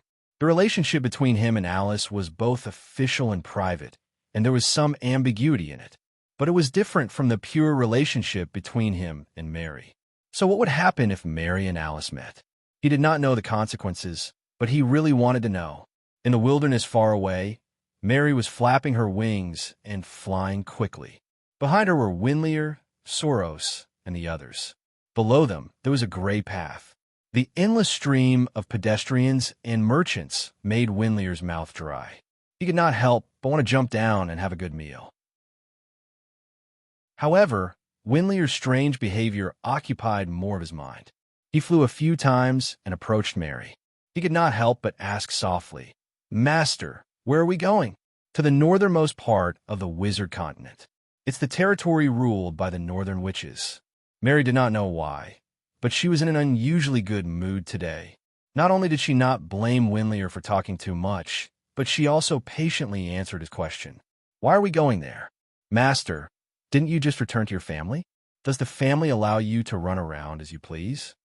Winlier gathered his courage and asked, "I just helped them fight a planar war. After returning, I have a 10-year vacation. From now on, I'm completely free." "Then why are we going to the Northern Witches' territory?" "To see a friend," Mary suddenly said with hatred. "To see a self-righteous friend." After saying that, Mary did not allow him to ask any more questions. She flapped her bat wings, and her figure became faster and faster. Like lightning, she left a red line in the air and disappeared from Winlier's sight. "Master, wait for me." Winlier rolled his eyes and understood that his master did not want him to ask about the mysterious man. Thus, he could only shut his mouth, clenched his teeth, and flapped his wings to catch up with his master. Chapter 459. Inside the stone tower, Grimm was silently studying a black ball. This was a strange item that had been left behind along with Mary's letter. After studying it for a long time, Grimm still couldn't figure out what it was. Beep. In-depth scan completed. Statistical report generated. A moment later, a stream of data flowed into Grimm's mind, displaying a scanned image of the black ball structure. Looking at the familiar image, Grimm couldn't help but cry out, "Carrion worm, queen." Yes, the black ball in front of him was not an object, but a living creature. It was a strange creature that had left a deep impression on Grimm. The carrion worm queen, in Tech's innate talent, was very ordinary. With such innate attributes, it was almost impossible for him to advance to become a magus. However, his luck was not bad, and he actually managed to fuse with the carrion worm queen while he was still an acolyte. It was this unexpected gain that allowed him to break through the limits of his innate talent and successfully cross the threshold of becoming a magus. Seriously speaking, even among the ranks of official magi, Tech was one of the top existences. As long as he was able to gather an army of carrion worms, even veteran magi would have to flee in panic when they encountered him. After all, not every magus could gather an army of over 1,000 people like Mary could, and it was also impossible for them to charge through the dense swarm of worms to directly behead him. The combination of a swarm of carrion worms and an undying worm body was truly invincible at times. But now, the carrion worm queen that Tech had fused with had fallen into his hands. One could only imagine the fate of the evil worms. In the Plain of Nights, Mary had actually killed the evil worm Tech all by herself without his help. Just thinking about the hardships and dangers she had gone through, Grimm felt a lingering fear. However, since Mary had left the Worm Queen behind, it was obviously a hint to Grimm that he could do whatever he wanted with it. However, just as Grimm stared at the black ball, with killing intent filling his heart, the black ball suddenly trembled and slowly cracked open. It was not a black ball to begin with, but a ball formed by the Worm Queen's curled-up body. The exposed black shell was just the hard carapace on the Worm Queen's back. Perhaps sensing Grimm's killing intent, or perhaps knowing that it could no longer hide, the mutated insect queen automatically stretched its body and turned back into a black beetle. It was a strange creature with a dark black carapace. On its head was a pair of huge, colorful eyes, and around the eyes were many small compound eyes. At the very front of the insect's head was a lotus petal-like mouthpart, and a pair of strange blade-like jaws could be clearly seen. On the back of the beetle was a layer of deep black carapace that sparkled with a translucent luster. The AI. Chip's analysis showed that its hardness was no less than that of a magic iron alloy. With such hardness, even a berserker swordsman would not be able to damage it in the slightest. Only those heavy weapons might be able to injure the soft internal organs inside the carapace through the intense shock, if it had any. Although the sides of the beetle's body were densely packed with many sickle-like appendages, with its fist-sized body, it would be very difficult to rely on them to protect itself. As Grimm silently sized up the strange insect queen, the mutated insect queen also raised its head and emitted a sharp hiss at Grimm. Beep. Strange creature's spiritual force connection has been detected.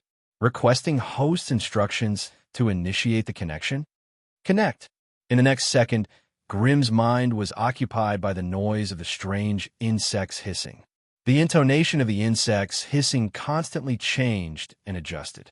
Finally, a clear stream of consciousness gently touched Grimm's consciousness, and at the same time, a set of difficult-to-understand spiritual projection was transmitted.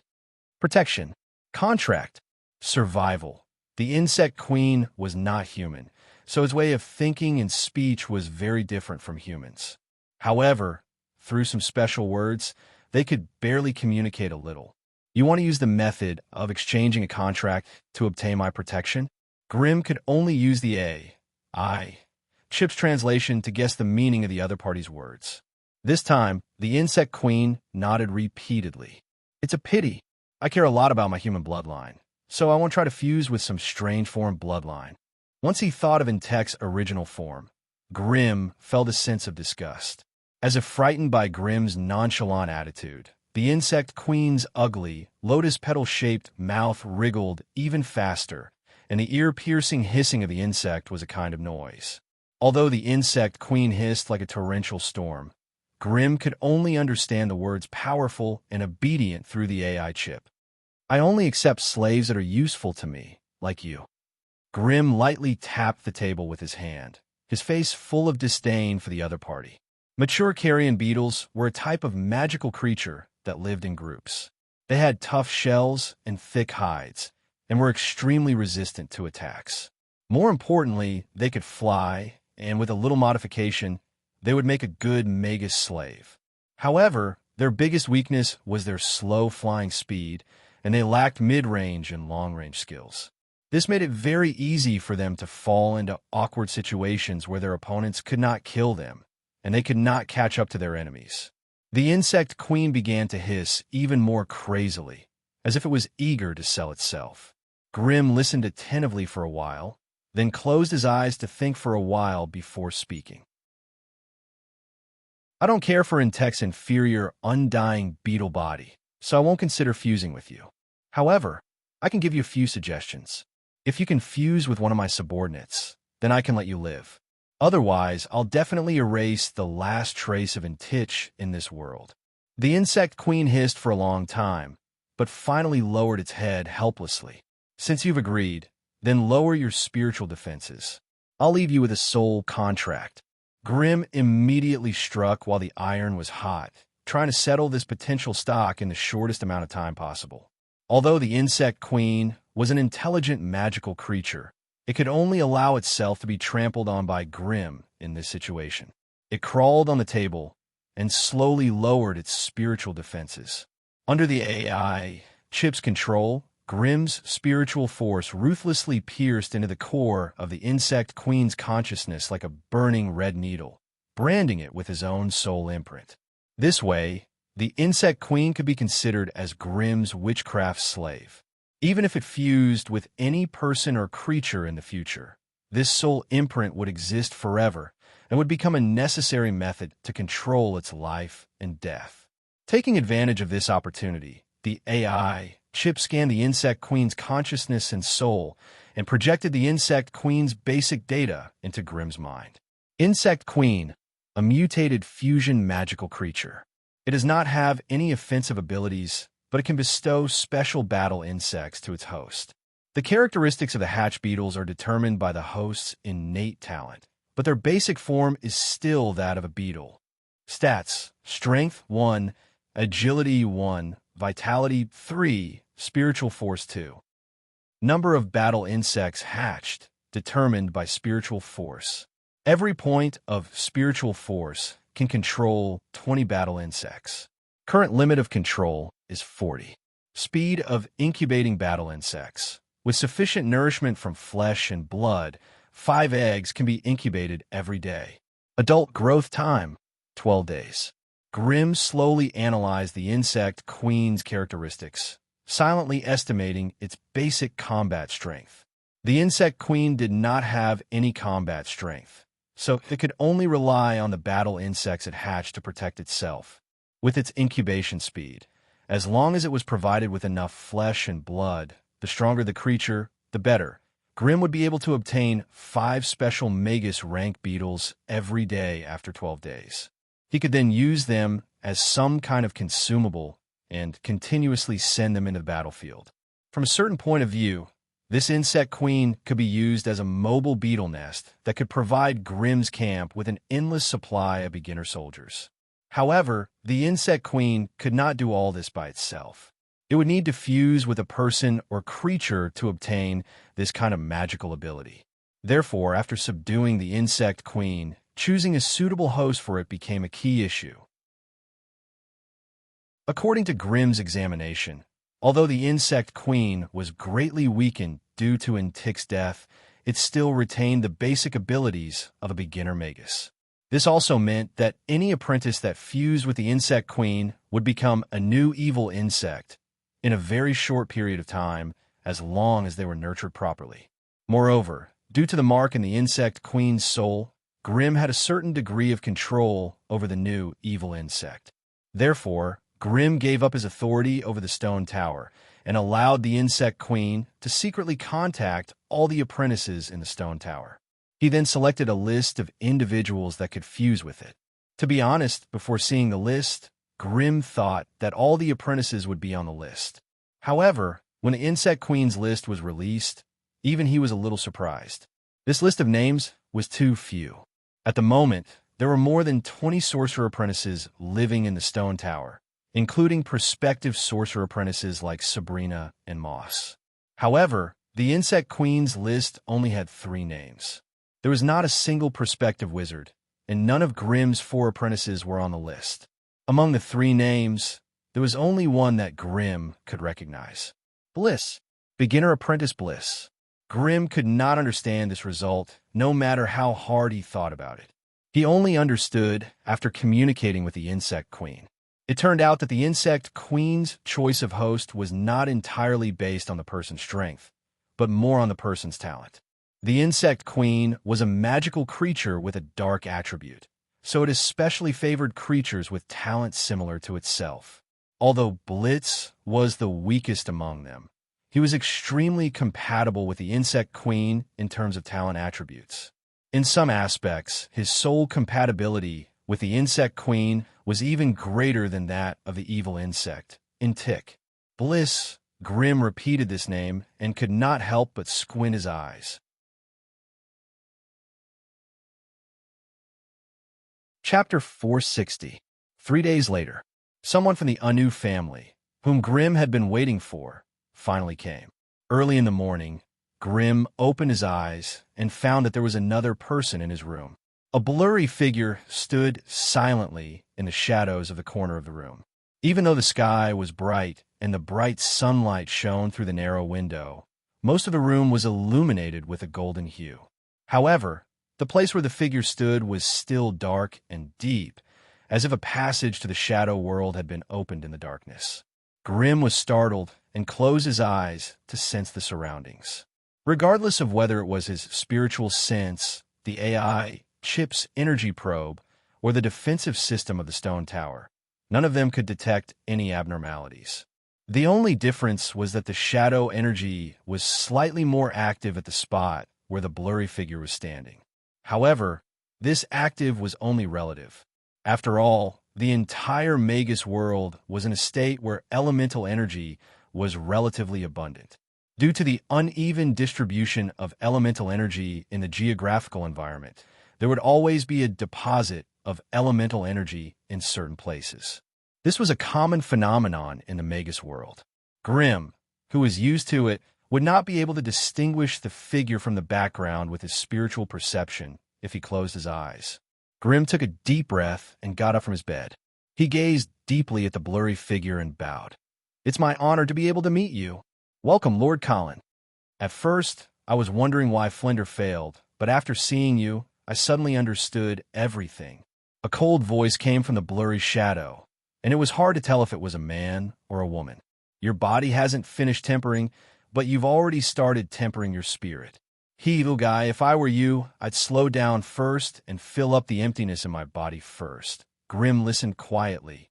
Although he did not know why the other party suddenly reminded him, he knew that everything the other party said was beneficial to him. Ever since Grimm completed his body of flames and advanced to become a magus, his potential had increased by leaps and bounds compared to when he was an acolyte. But the pool was big, and he did not have enough time to fill it up. With his current strength as a veteran magus, all of his attributes should not be lower than 5 points.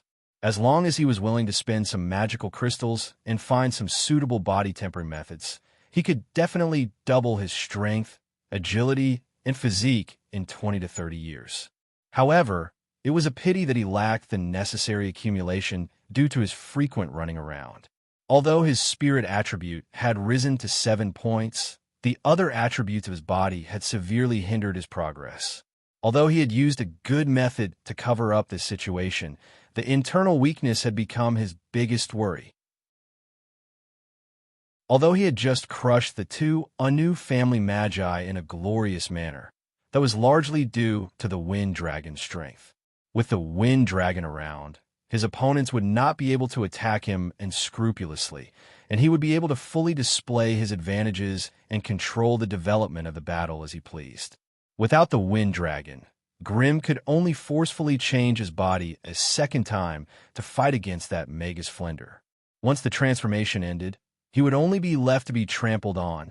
According to the AI chip's estimation, the dragon crystal that Alice had given to Grimm was worth at least 300,000 magic crystals. After it was turned into a wind dragon puppet, its basic value had reached a ridiculous 500,000 magic crystals. Therefore, Flender and Megasicker's defeat was not a loss at all. They had been crushed by 500,000 magic crystals. Lord Colin, the purpose of your visit this time.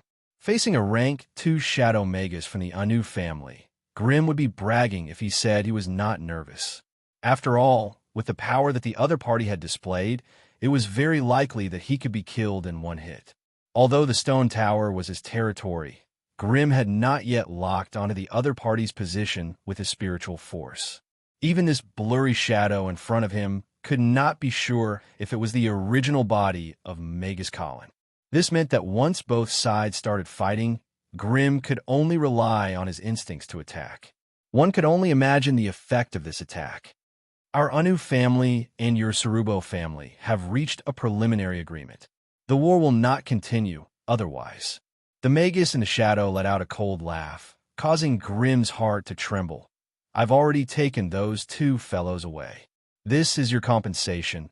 A black shadow shot out in front of Grimm and suddenly turned into a black fog. When the fog slowly dispersed, a gray bag appeared in Grimm's hand. It was heavy and seemed to be filled with many things. Grimm's heart trembled. If the black line had not stopped and had hit him instead, he would not have had time to react and would have been killed in an instant. There was no doubt that the opponent's move carried a hint of deterrence.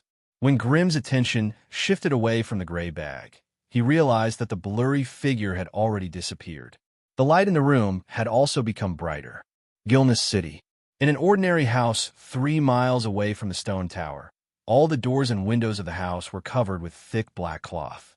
The inside of the house was filled with a shadow substance that was almost solid. In the middle of the house, there was a small rune circle.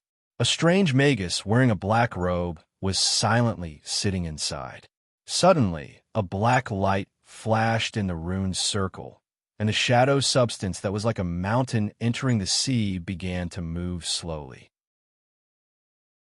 A moment later, the thick shadow substance gathered in 2 places and condensed into 2 blurry human figures. With the continuous injection of the shadow substance, the 2 human figures gradually became more solid. They had already turned from incorporeal to something that could be touched. Finally, after the excess shadow substance exploded, 2 real magi with flesh and blood appeared there. Sicker and Flander were locked in the stone tower with a bitter expression a moment ago. Who knew that in the next moment, they would suddenly be in a daze, and they would suddenly appear in a dark space where they could not even see their own fingers in front of them. The 2 were shocked at first, but when they turned their heads and saw the black-robed magus sitting in the rune circle, they immediately understood what had happened and hurriedly bowed to him. After more than 10 days of recuperation, Sicker's damaged body had more or less recovered. However, the regenerated flesh was obviously not as strong as the previous body tempering. Hence, his entire person seemed a little weak. Greetings, Lord Colin. Lord Colin. The 2's dull and lifeless eyes suddenly shone with hope, and they bowed to each other with faces full of surprise. Your performance this time was not good. You've completely lost the face of the family. The black-robed Magus's face was shrouded in a blurry shadow, and even his voice sounded illusory. When you return, you'll be punished. The 2's faces instantly turned deathly pale. I wonder how the family plans to deal with this matter? Flander asked hesitantly. Why, Do you plan to let two mid-tier families really fight? The black-robed Magus's cold voice came from the shadow. If you had performed better this time, the family would have had some advantage in the negotiations with the other party. Now, you've destroyed the other party's resource point, and even the two of you have become the other party's captives. In order to settle this matter, the family has lost a lot of resources. The two had been locked up in the stone tower for so long, and they could roughly guess some of the family's reactions. However, when they really heard the news, the resentment and depression in their hearts were still so strong.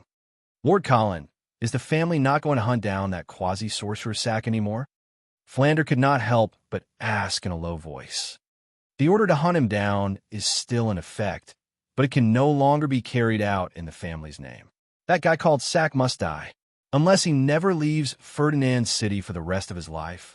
Otherwise, the voice in the shadow was cold, as if it had been squeezed out from between the gaps of his teeth, making one's heart turn cold after hearing it.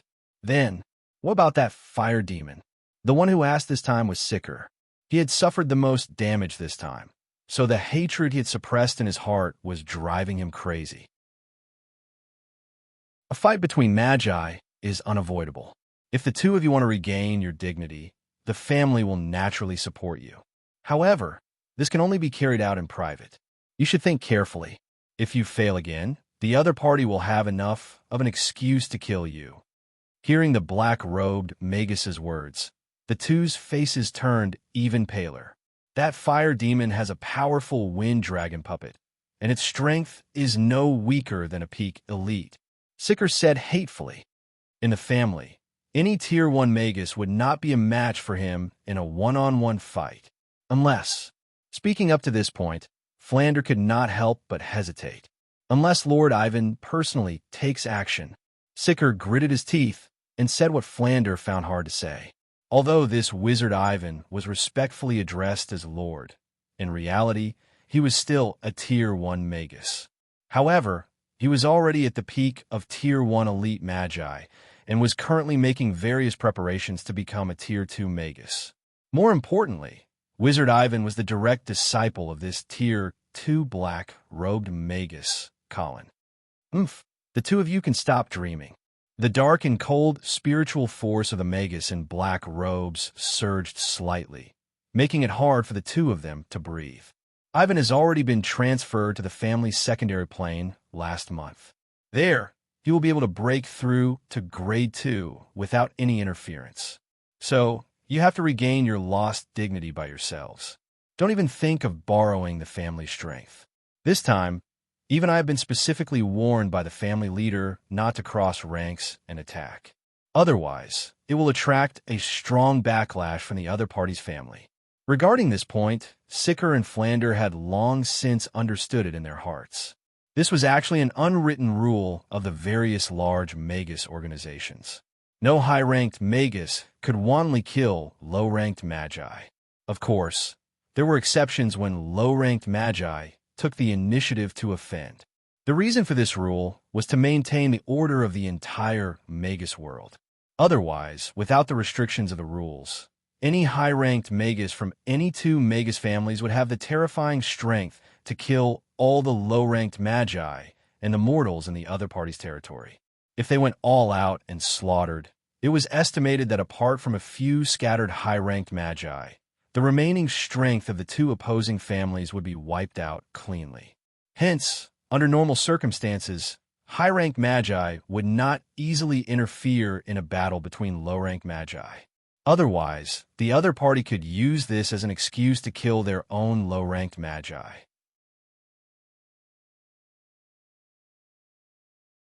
Chapter 461. The third floor of the stone tower. After Grimm finished his daily meditation, he slowly walked to his secret room. Inside the secret room, the beginner acolyte Bliss was sitting cross-legged in a large wooden barrel. His expression was twisted and sinister, as if he was silently enduring some great pain. The barrel was filled with a purplish-black liquid that emitted a pungent smell. Seeing Grimm enter, Bliss struggled to get up and salute, but was stopped. "How is it? Is the fusion going smoothly?" Grimm asked with concern. "Everything is going smoothly, my lord. Bliss endured the pain and replied with difficulty, "I will definitely succeed." With that, he gently lifted the robe that was draped over his body, revealing his bony chest and the wriggling sarcoma. As a wandering acolyte, although Bliss's body could not be said to be sturdy, he was not weak either. However, in just 2 to 3 days, he had lost 30 to 40 kilograms, looking like a lamp that had run out of oil. And the culprit that caused him to be in such a miserable state was that terrifying tumor parasitic on his chest. At this moment, a tumor the size of a fist hung from Bliss's chest. Through the translucent skin, one could vaguely see a strange insect wriggling inside.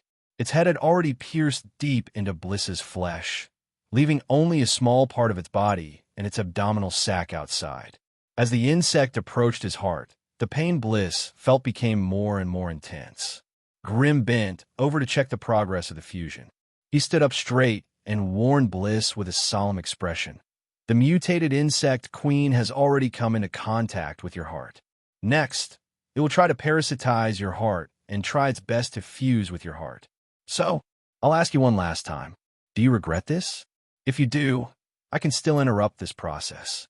Otherwise, once you pass this stage, your body will show obvious signs of insect transformation in a short period of time. When that happens, even I will be powerless. Without my Lord's guidance, I know that with my talent, I will never be able to become a true magus. So I do not regret this choice." Just as Bliss finished speaking, he felt a piercing pain in his chest. He could not help but grab the edge of the barrel with both hands, raising his head and letting out a pained howl.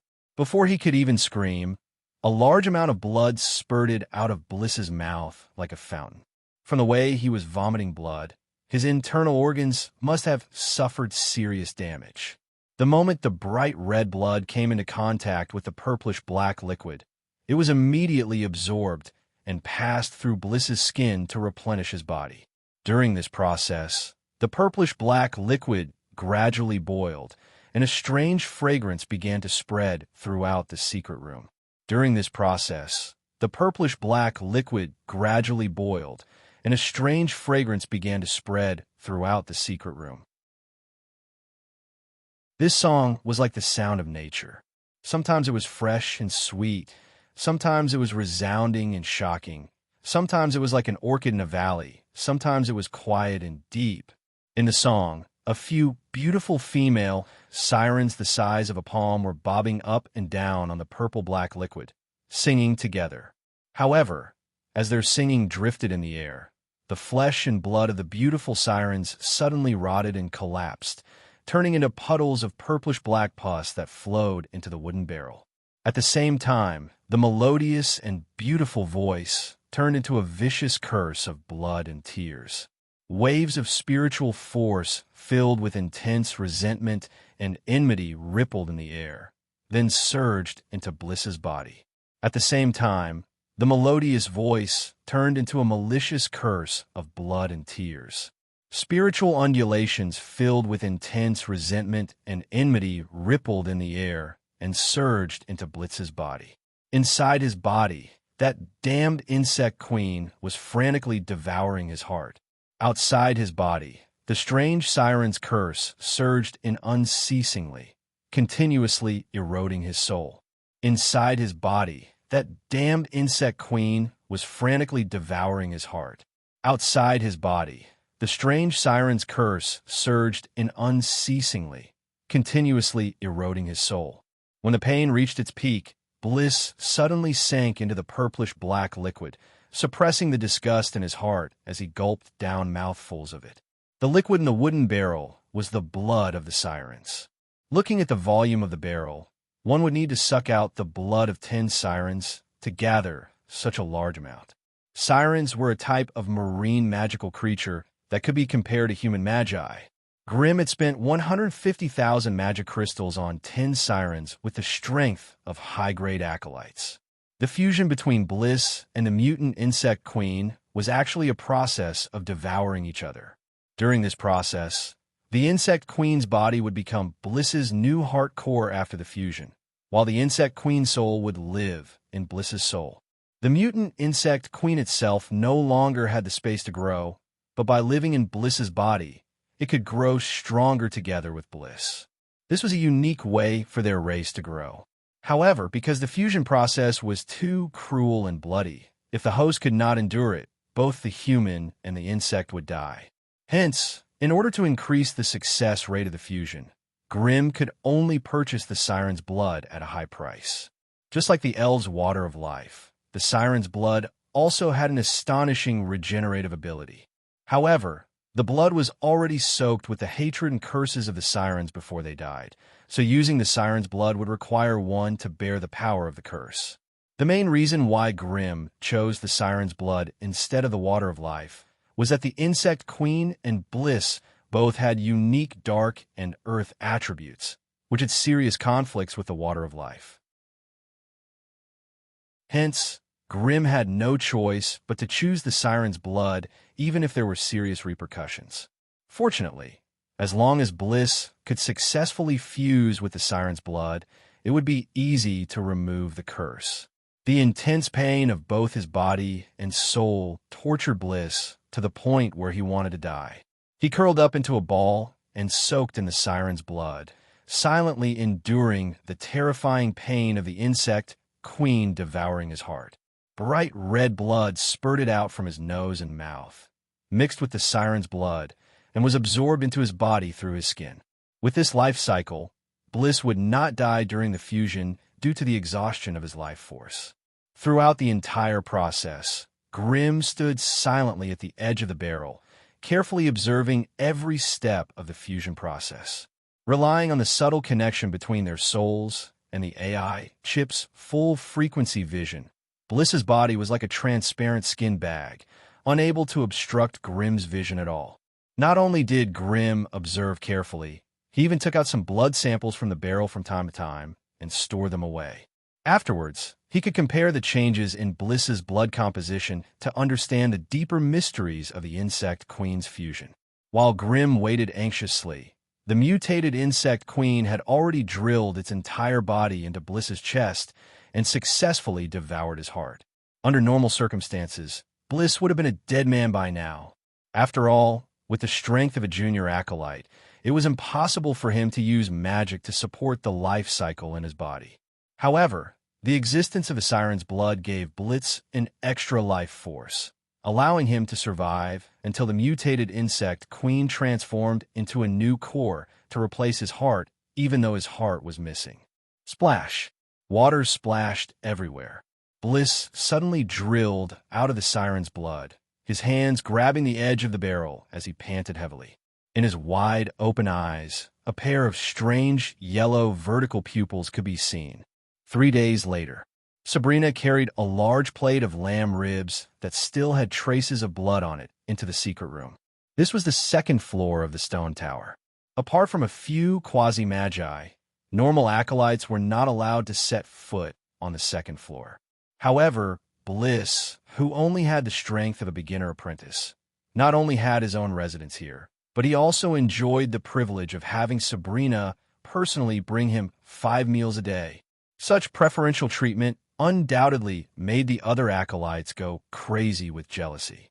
However, only Sabrina knew that it was very difficult to tell if this guy who locked himself in the secret room was still the same junior acolyte Bliss. Ever since Lord Grimm had ordered him to move from the first floor of the stone tower to the second floor, Bliss had never left the tower again. He always hid in the dark, airtight secret room and spent most of his time feasting crazily all day long. At first, he still ate those delicately grilled steaks with a thick layer of bright grease on them. However, even the 2 chefs sent by the city lord could not keep up with Bliss's horrifying, bottomless stomach. Sabrina watched as his 3 meals a day turned into 5 meals a day, and then into continuous eating and drinking. She was like a busy porter, shuttling back and forth between the secret room and the kitchen with a large plate of food. Later, Sabrina realized that Bliss did not seem to be picky about whether the food was cooked or not, so she made the decision to let the chefs skip the process of frying, and applying sauce. She only needed to cut the lamb into suitable sizes, grill it, and send it in. In the end, Sabrina even used the mechanical claws hidden in her body to grab the bloody half of the cow's carcass and send it into the secret room. Finally, Grimm could not stand it anymore. He called Sabrina over and said a few words. Thus, as a mechanical girl, Sabrina sent a live cow into Bliss's secret room. It was unknown if it was intentional or not, but most of the sorcerer apprentices in the stone tower had been sent out. Thus, for the 5 shiny silver mechanical tentacles extended from the side of Sabrina's waist. She lifted a 300-kilogram bull and walked into Blitz's secret chamber with ease. The secret room was dark and devoid of light. With Sabrina's powerful mechanical eyes, which naturally had infrared and low-light vision, she should have been able to see through the small secret room. However, it was rather strange. The darkness in the secret room seemed to be mixed with some kind of witchcraft effect. No matter how hard she tried, she could not see through it. She could only vaguely feel that there was a terrifying secret hidden in the darkness. Standing at the door, she did not dare to take another step forward. Instead, she used the mechanical tentacles to carry the struggling bull into the darkness. Every time she did this, she would feel a strong pulling force from the mechanical tentacles. If she did not let go of the bull in time, she was afraid that she would have been pulled into the darkness of the secret room. When she retracted the mechanical tentacles, the bull had disappeared without a trace. The end of the tentacles was stained with some green, pungent mucus. Chapter 462. Deep into the night, the bustling Gilness city had once again returned to its usual tranquility. The famished Bliss wandered around the stone tower, searching for his prey. The black robe on his body bulged, as if there were many living creatures digging under it.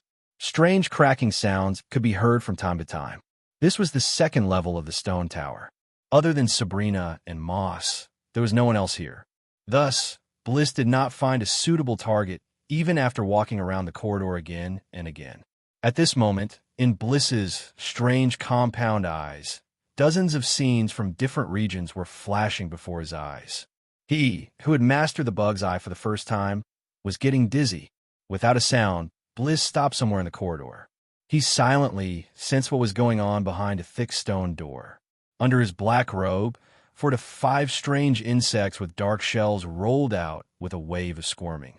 They were only the size of a fingernail, but they crawled agilely on the ground, then crawled into the small gap under the stone door. As soon as they crawled into the stone door, Bliss's dense compound eyes immediately used their vision to see what was going on inside. The stone door was brightly lit. Sabrina, the quasi-sorcerer, was lying on a wooden table, carefully polishing a sharp cross-shaped spiral blade. As a mechanical girl, these cross-shaped blades were one of the few long-range attacks she had. Thus, she had to take them out and maintain them every once in a while. Just as she was concentrating on her work, an indescribable sense of danger suddenly crept into her heart. Sabrina suddenly turned around. The red mechanical eyes under the half-silver mask quickly scanned the entire room, but did not find anything out of the ordinary. Be it the infrared sensor of her left eye or the low-light vision of her right eye, they did not capture any unusual creatures, except for a few small insects slowly crawling in the shadows at the corner of the wall. Small insects? Sabrina's mechanical eyes flashed fiercely. Even though this place could not compare to the regular wizard's pagoda, it still had a set of tight defense spell formation. How could she let some small insects enter her room? Understanding this, Sabrina's girl-like body suddenly split open a few long and narrow cracks, and 3 cross-shaped spinning blades shot out. They streaked across the shadows in the corner of the wall as fast as lightning. Those weird little bugs were obviously no match for the cross-spinning blades that were enchanted with piercing and sharpening effects. In Sabrina's infrared perception, the 5 red dots were instantly extinguished. Just as the insects were killed, a faint groan came from outside the stone door. Without hesitation, Sabrina opened the stone door and rushed out with her silver-white mechanical tentacles waving around her. She held an instant cast magic wand in each hand. However, under the soft illumination of the crystal, not a single figure could be seen in the long and narrow corridor. The enemy ran so fast. Sabrina's eyes flashed. She planned to send a witchcraft message to Grimm on the 3rd floor of the stone tower. However, as soon as the light of witchcraft information gathered around her mouth, Sabrina's heart skipped a beat. She turned her hand and took the cross-shaped blade that killed the alien insects. Its surface was stained with a bit of stinky mucus. Under the light of the lamp, it emitted a strange green luster. Could it be him? Sabrina hesitated for a moment, then waved her hand to disperse the light. She turned around and returned to the room. After closing the stone door, there was no more movement. At the end of the corridor, near the corner of the ceiling, where the illumination of the crystal could not reach, was currently filled with strange black beetles. When the corridor regained its silence, the black beetles surged out like a tide and crawled along the wall to the floor. There, they once again formed a strange human figure wearing a black robe. Insect Eye, Insect Swarm Incarnation, Shadow Traversal, Earth Spear Thrust. These were the various strange abilities that Bliss had obtained after fusing with the mutant insect queen. However, because his spiritual force was too weak, he could not support a large swarm of insects. Thus, he could only send out 12 beetle scouts. Bliss's spiritual force was still at the level of a beginner apprentice, but his combat ability had improved. He was no longer the little apprentice that could be easily bullied. Lord Grimm had said that the insect queen he fused with used to belong to the demonic insect Intik, and Intik was a powerful magus. This meant that the path to becoming a magus had long been opened. Now, he only needed to focus on training his spiritual force, and he would be able to steadily enter the rank of a magus. Although he was still a beginner apprentice, the speed at which he advanced to become a magus was destined to be tens or even hundreds of times faster than other acolytes. In the future, he was destined to become a powerful bloodline magus. Under the motivation of this powerful conviction, Bliss's heart surged. He almost could not control his restless emotions and wanted to rush to the 1st floor of the stone tower to start a massacre. Flesh, he needed flesh. For some reason, after successfully fusing with the insect queen, his thirst for flesh and blood had never disappeared. If not for Lord Grimm's strict warning that he was not allowed to hunt within the stone tower, the few acolytes on the 1st floor, as well as the many maids and odd-job workers, would have long become his prey. Bliss stood up and looked at the stone door at the end of the corridor, then turned around and disappeared into the darkness around the corner. With his current strength, he was still not a match for these quasi-sorcerers. He did not even have the ability to get close to them. Therefore, if he wanted to keep his secret, he could only lower his stance and target those below the rank of high-rank acolyte. After taking 2 steps in the dimly lit corridor, Blitz abruptly halted his steps. The master seemed to have emphasized that he was not allowed to hunt within the stone tower, but did not mention anything about outside the tower. If he were to sneak out of the stone tower under the cover of night, no one would care about the tens of thousands of people in Gilness City going missing. Under normal circumstances, this kind of senseless slaughter would definitely arouse the good in Bliss's heart. But at this moment, his stomach was rumbling with hunger, and his mind was already muddled by the flames of hunger. He no longer had the time to care about the various feelings in his heart. Instead, he succumbed to his instincts of slaughter and predation, turning around and rushing towards the nearest airtight window. Sensing that Bliss's aura had disappeared from the stone tower, Grimm, who was flipping through a spell book on the 3rd floor of the stone tower, shook his head slightly and sighed inwardly. As a sorcerer stationed in the tower, with his defensive spell formation and powerful spiritual force, nothing that happened in the stone tower could escape his spiritual senses. That was why Grimm was aware of Bliss's actions, even adding fuel to the fire and allowing him to do as he pleased. Without Grimm's permission, it would have been impossible for Bliss to escape the Bluestone Tower with his weak attack power. He casually threw out a magic puppet crystal core and summoned a wind breath monster, letting it hover in the air and follow Bliss. With his spy in the sky, Bliss's every move in Gilness City was under his control. Grimm had a good impression of Bliss, a beginner acolyte. Loyal, hard-working, and a little kind-hearted, he was a decent acolyte. His only regret was that his elemental affinity was not too obvious, causing his innate talent to be low. He had been stuck at the beginner acolyte level for a long time, unable to advance. However, after successfully fusing with the insect queen, his dual elemental attributes of darkness and earth had been activated, becoming more obvious than his other attributes. This would obviously affect the development of his bloodline in the future. Furthermore, after two creatures with different natures fused together, how would their nature develop?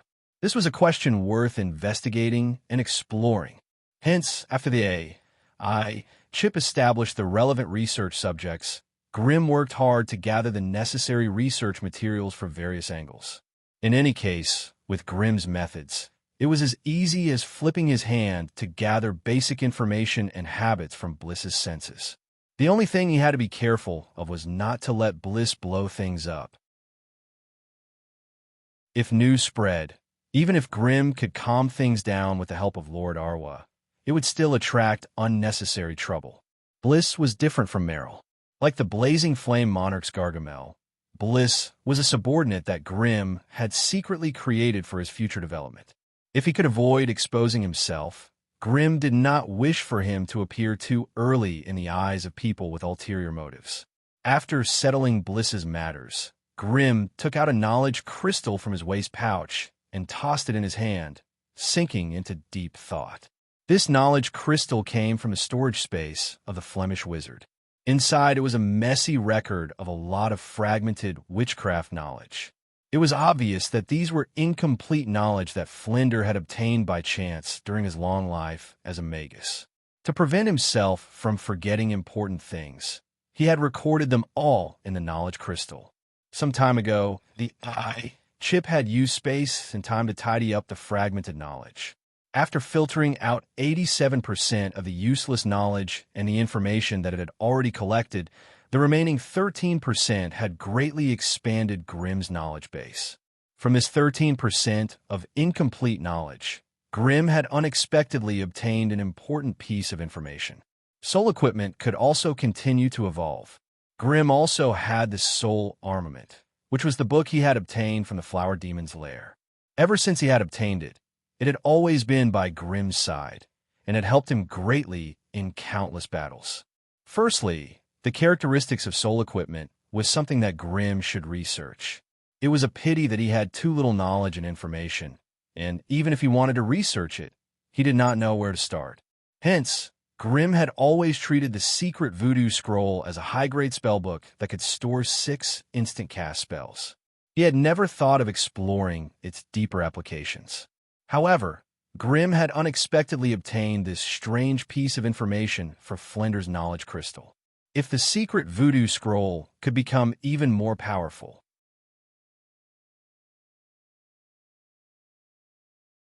Chapter 463.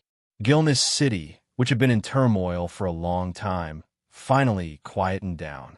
The original Level 2 resource point had been through this catastrophe and was now in a dilapidated state. If they wanted to restore it, they would first have to repair the damage caused by the battle between the 3 magi. If they had the manpower and resources, they might as well rebuild another resource point. Hence, after receiving compensation from the Anu family, the Sarubo family gave up on the resource point. They only repaired the Iron Ring mining ground and resumed operations.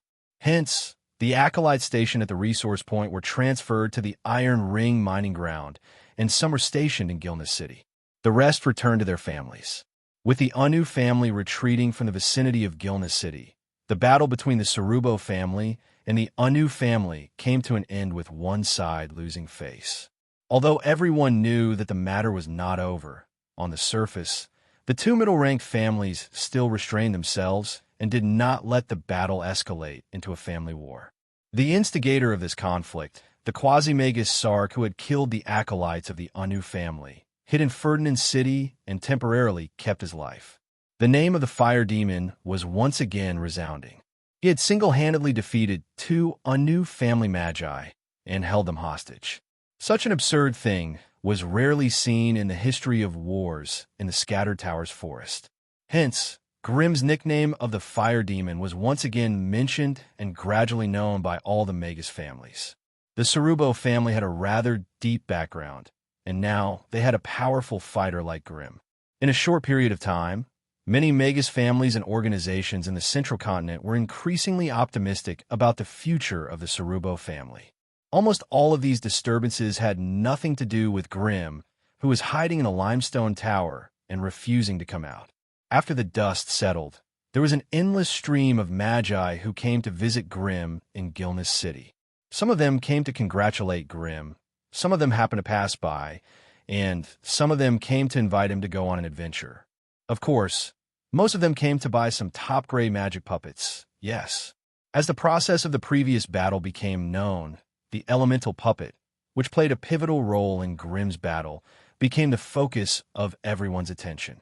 Looking through Grimm's history of battle, regardless of whether it was the Lord of the Flames, the Inferno Tyrant, or the Wind Dragon, the powerful elemental puppets had become Grimm's greatest guarantee to turn the tables on him.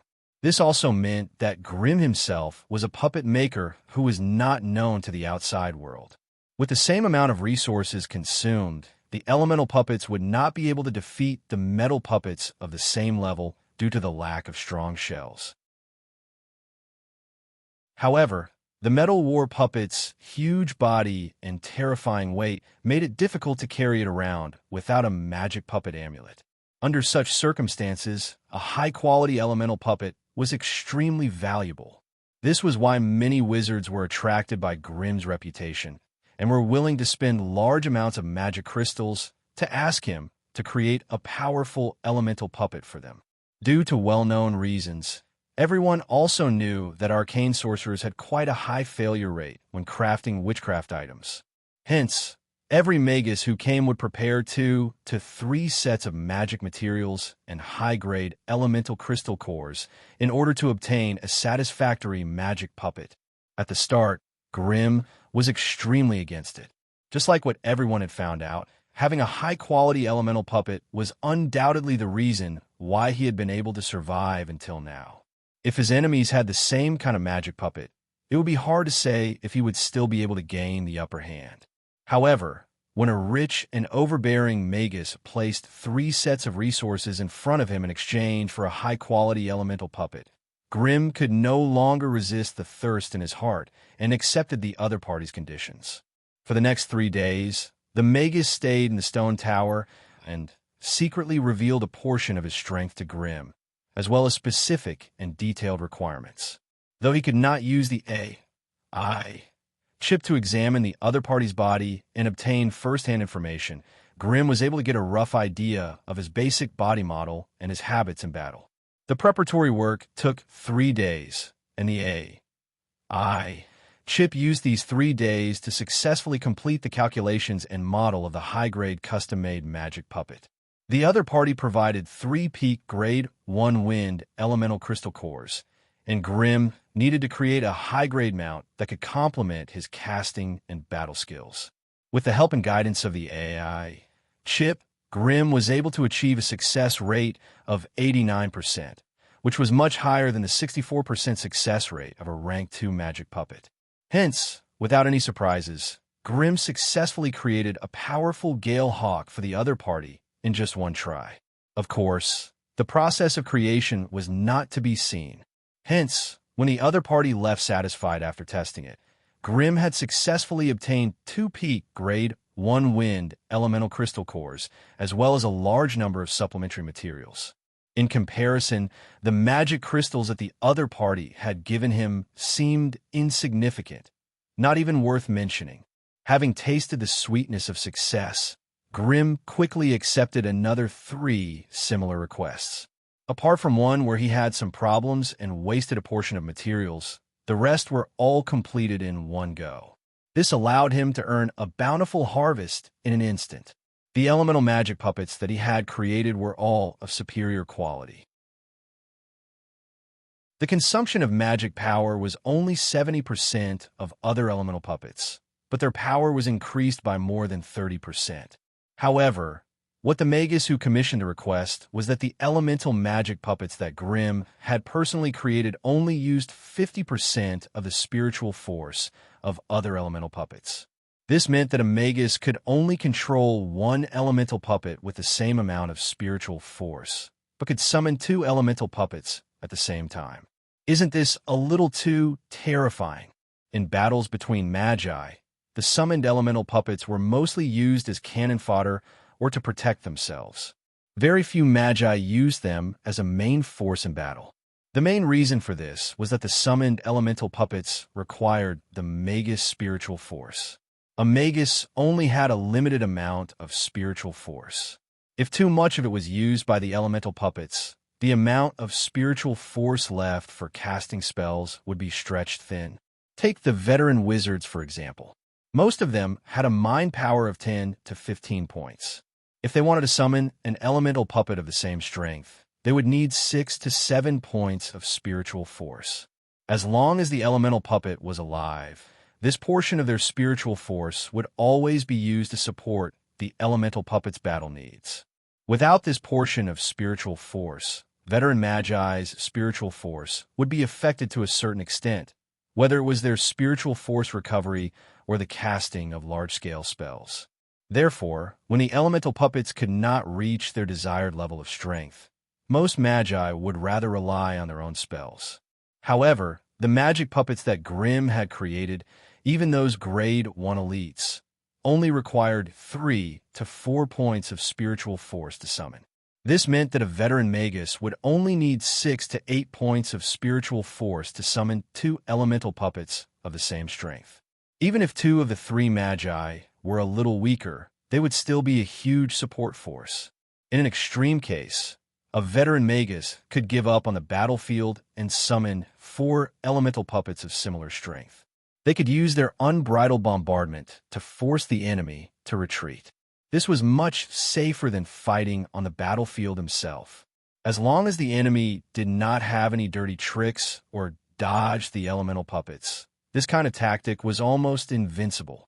It was brainless and brutal. Even if you were a genius magus, your casting speed and the power of your spells would be stronger than your opponents.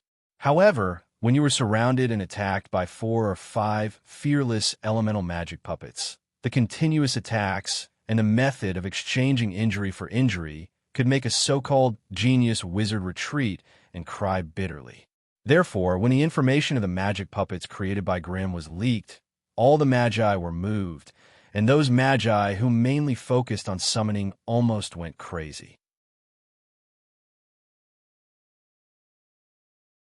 As more and more magi gathered in Gilneas City, Forgan, a grade 2 magus from the Cerubo family, personally rushed to the stone tower and half persuaded and half forced Grimm and the others to return to Ferdinand City. The excuse he used was also very appropriate.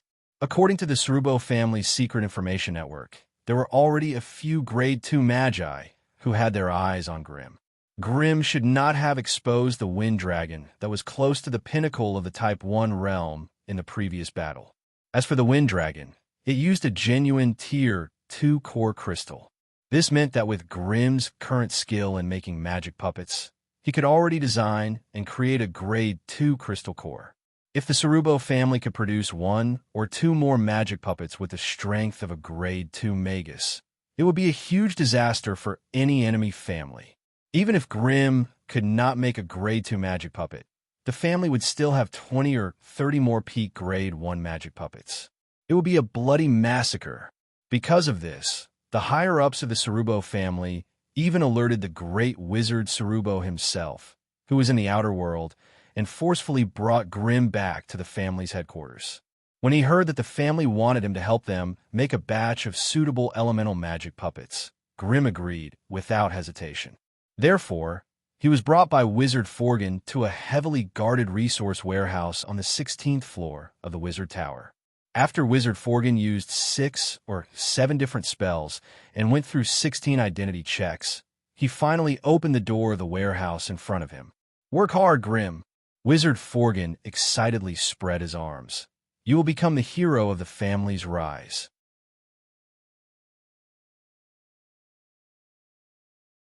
Chapter 464. Thus, a difficult negotiation began. For a qualified arcane sorcerer, a stable success rate was the most important thing he should consider. After some thought, Grimm reported to Wizard Forgan that the success rate was 17% for Rank 2 elemental crystal cores and 36% for Rank 1 elemental crystal cores. Due to the unavoidable loss of energy, all elemental magic puppets would drop in rank during the forging process.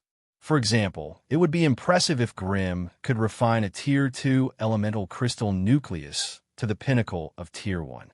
Even Grimm himself had not reached Rank 2, so he had no idea how powerful a Rank 2 wizard could be. Apart from knowing that a Tier 2 sorcerer's attacks could reach a frightening 200 degrees of damage, nothing else was known about them. Therefore, no matter how talented he was, there was no way he could make a real Rank 2 magic puppet. Of course, Wizard Forgan did not believe Grimm's basic success rate, but he did know a thing or two about puppeteers and puppeteers. A normal arcane wizard could only make a Rank 1 elemental puppet with a 42% success rate, which was not much higher than Grimm's. Grimm's magic puppets, on the other hand, were modified by himself. They consumed less mana, took up less power of the will, and had more power of attack. With these advantages, it was understandable that his success rate was lower than a normal arcane wizard's. Since this Grimm dared to report a 36% success rate for Rank 1 elemental crystal cores, he must be exaggerating a lot. However, with a normal arcane wizard's 42% success rate, even if he lowered the success rate, it would not be too ridiculous. Therefore, before talking to Grimm, Wizard Forgan was already prepared for Grimm to lower the price as much as he could. But now, Grimm's success rate was even above Wizard Forgan's bottom line. Needless to say, Wizard Forgan was very satisfied with Grimm's obedience.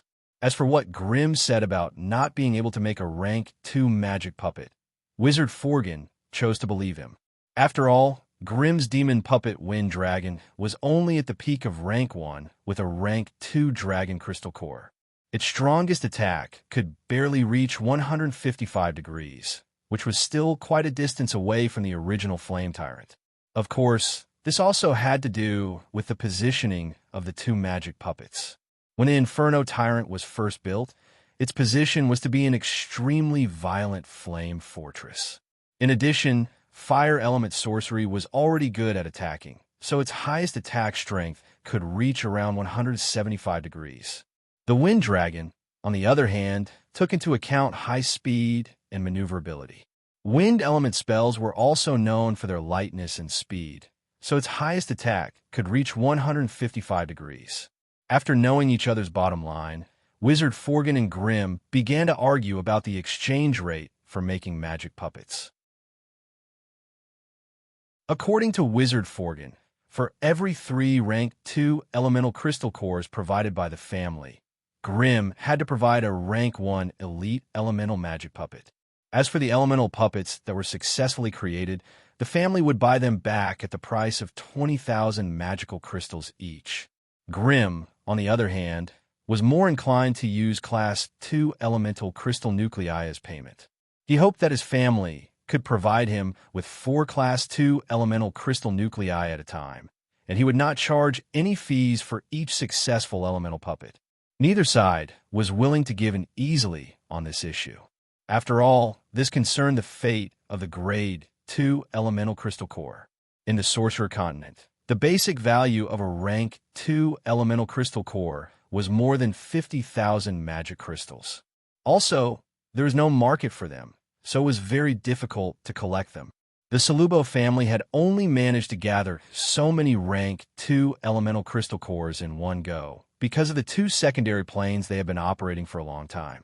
If it was any other small family, they might not even be able to gather so many Rank 2 elemental crystal cores. After some difficult bargaining, the two sides finally reached a consensus. The Salubo family would provide Grimm with 7 Rank 2 elemental crystal cores at a time, and Grimm would have to provide 2 elite magic puppets. The family would not pay for the production of the magic puppets. As for the production time, it would be a year.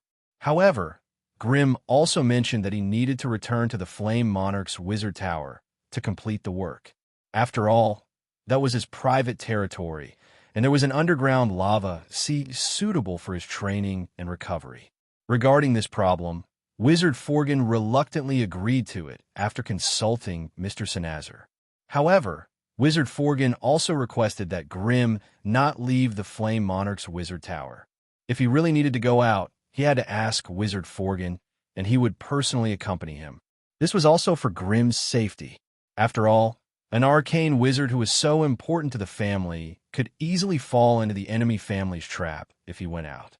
If Grimm did not want to die without knowing why, then living in seclusion was the only way for him to protect himself.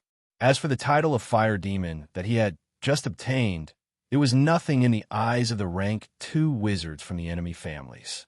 In order to increase the power of Grimm's Flame Monarch's Wizard Tower, Wizard Forgan finally agreed to send Merrill over. This was tantamount to tacitly agreeing that Grimm could officially form his own small circle. This kind of power was something only rank 2 wizards could enjoy in a normal wizard family. Now that Grimm was able to form his own team with the power of a rank 1 wizard, it could be seen as the Salubo family's greatest sincerity. As for why the higher-ups of the Salubo family were so open-minded this time, Grimm secretly guessed that it could be an overt plot by the other party. All this time, Grimm had been walking the path of a fire wizard, working hard to develop in the direction of a battle wizard. However, the situation had changed. Grimm had actually revealed such a powerful arcane wizard talent, which was exactly what the higher-ups of the Salubo family wanted. Creating 2 elemental magic puppets for the family in a year meant that Grimm would spend most of his time in concocting elemental crystal cores and creating elemental magic puppets. Although this could bring him a huge income of magic crystals, and if he was lucky, he might even get a rank 2 elemental crystal core. However, he would have to pay the price of having his strength stagnate for a long time. For someone who aspired to become a battle wizard, this was extremely torturous. At this moment, the benefits Grimm could offer were simply too great. That was why he was so passionate about creating elemental magic puppets. After 3 to 5 years, he would find that although he had gained a lot of resources and magic crystals, he had lost the ambition and fighting spirit he once had. With the Salubo family's resources, they could use this method to keep Grimm in the alchemy laboratory. If 3 to 5 years wasn't enough, then they would spend another 30 to 50 years. On one hand, the family could turn their dead resources into living battle power. On the other hand, they could slowly wear down Grimm's spirit. Therefore, when the Salubo family discovered Grimm's talent, they changed their attitude of desperately trying to suppress him. Instead, they became extremely protective of him. Grimm did not care about the Salubo family schemes at all. With the help of the AI chip, his success rate in creating elemental magic puppets was not something anyone could imagine. Therefore, trying to use this to keep him in the alchemy laboratory was a big mistake. Instead, it gave him a legitimate chance and time to polish his power of the will. Before they parted, Wizard Forgan gazed at Grimm with a complicated look in his eyes and warned him in a meaningful tone, "I saw something strange on your apprentice. You better be careful. Don't be fooled by the meek appearance of these little guys." Grimm's heart skipped a beat. He knew the change in Blitz's body did not escape Wizard Forgan's senses. He could only nod in acknowledgement. After negotiating with his family and signing a spell contract that would last for 20 years, Grimm used the teleportation formation in the Fadinan City Wizard Tower to return to the Flame Monarch's Wizard Pagoda. Merrill and Blitz accompanied him back. As for Sabrina and the other apprentices, they could only return to the Wizard's Pagoda on their own. The basic cost of this long-distance teleportation was 2,000 magic crystals per person. The 3 of them added up to 6,000 magic crystals. If it wasn't for the fact that his family had taken care of all the expenses, perhaps Grimm wouldn't have been willing to spend such a large sum of mana crystals just to save 4 days of travel time. This time, it was not that Wizard Forgan had suddenly become generous, but that he could not afford to take the risks along the way. Other than being a powerful battle wizard, the fire demon Grim was also a brilliant puppet maker. This rumor had already spread throughout most of the central continent. Under these circumstances, allowing Grim to return to the Flame Monarch's wizard pagoda on his own was an unforgivable and dangerous behavior. To avoid any accidents along the way, Wizard Forgan could only nod his head and acquiesce to Grim's extravagant actions. The dense light of teleportation had just dissipated from the teleportation formation. Grim shook his slightly dizzy head. When the scene in front of him had stabilized, he saw Gargamel with a wizard staff in one hand and a wizard scroll in the other. He even had a small potion bottle in his mouth. Obviously, Grim did not inform Gargamel about his return. He even used the teleportation formation to return. Therefore, when Gargamel sensed the commotion in the teleportation room of the wizard's pagoda, he immediately rushed over with the forest demon. The skinny Gargamel, with a protruding mouth and cheeks like a monkey, stared at the three people who had teleported over with a vigilant expression. When he saw the familiar tall figure of Grim, he let out a sigh of relief. He hurriedly put away all his equipment and waved his hand to summon the forest demon hiding in the dark to greet his master. You're tuning in to the Warrior Lore YouTube channel. Don't forget to subscribe and join us on this journey to catch the most captivating stories.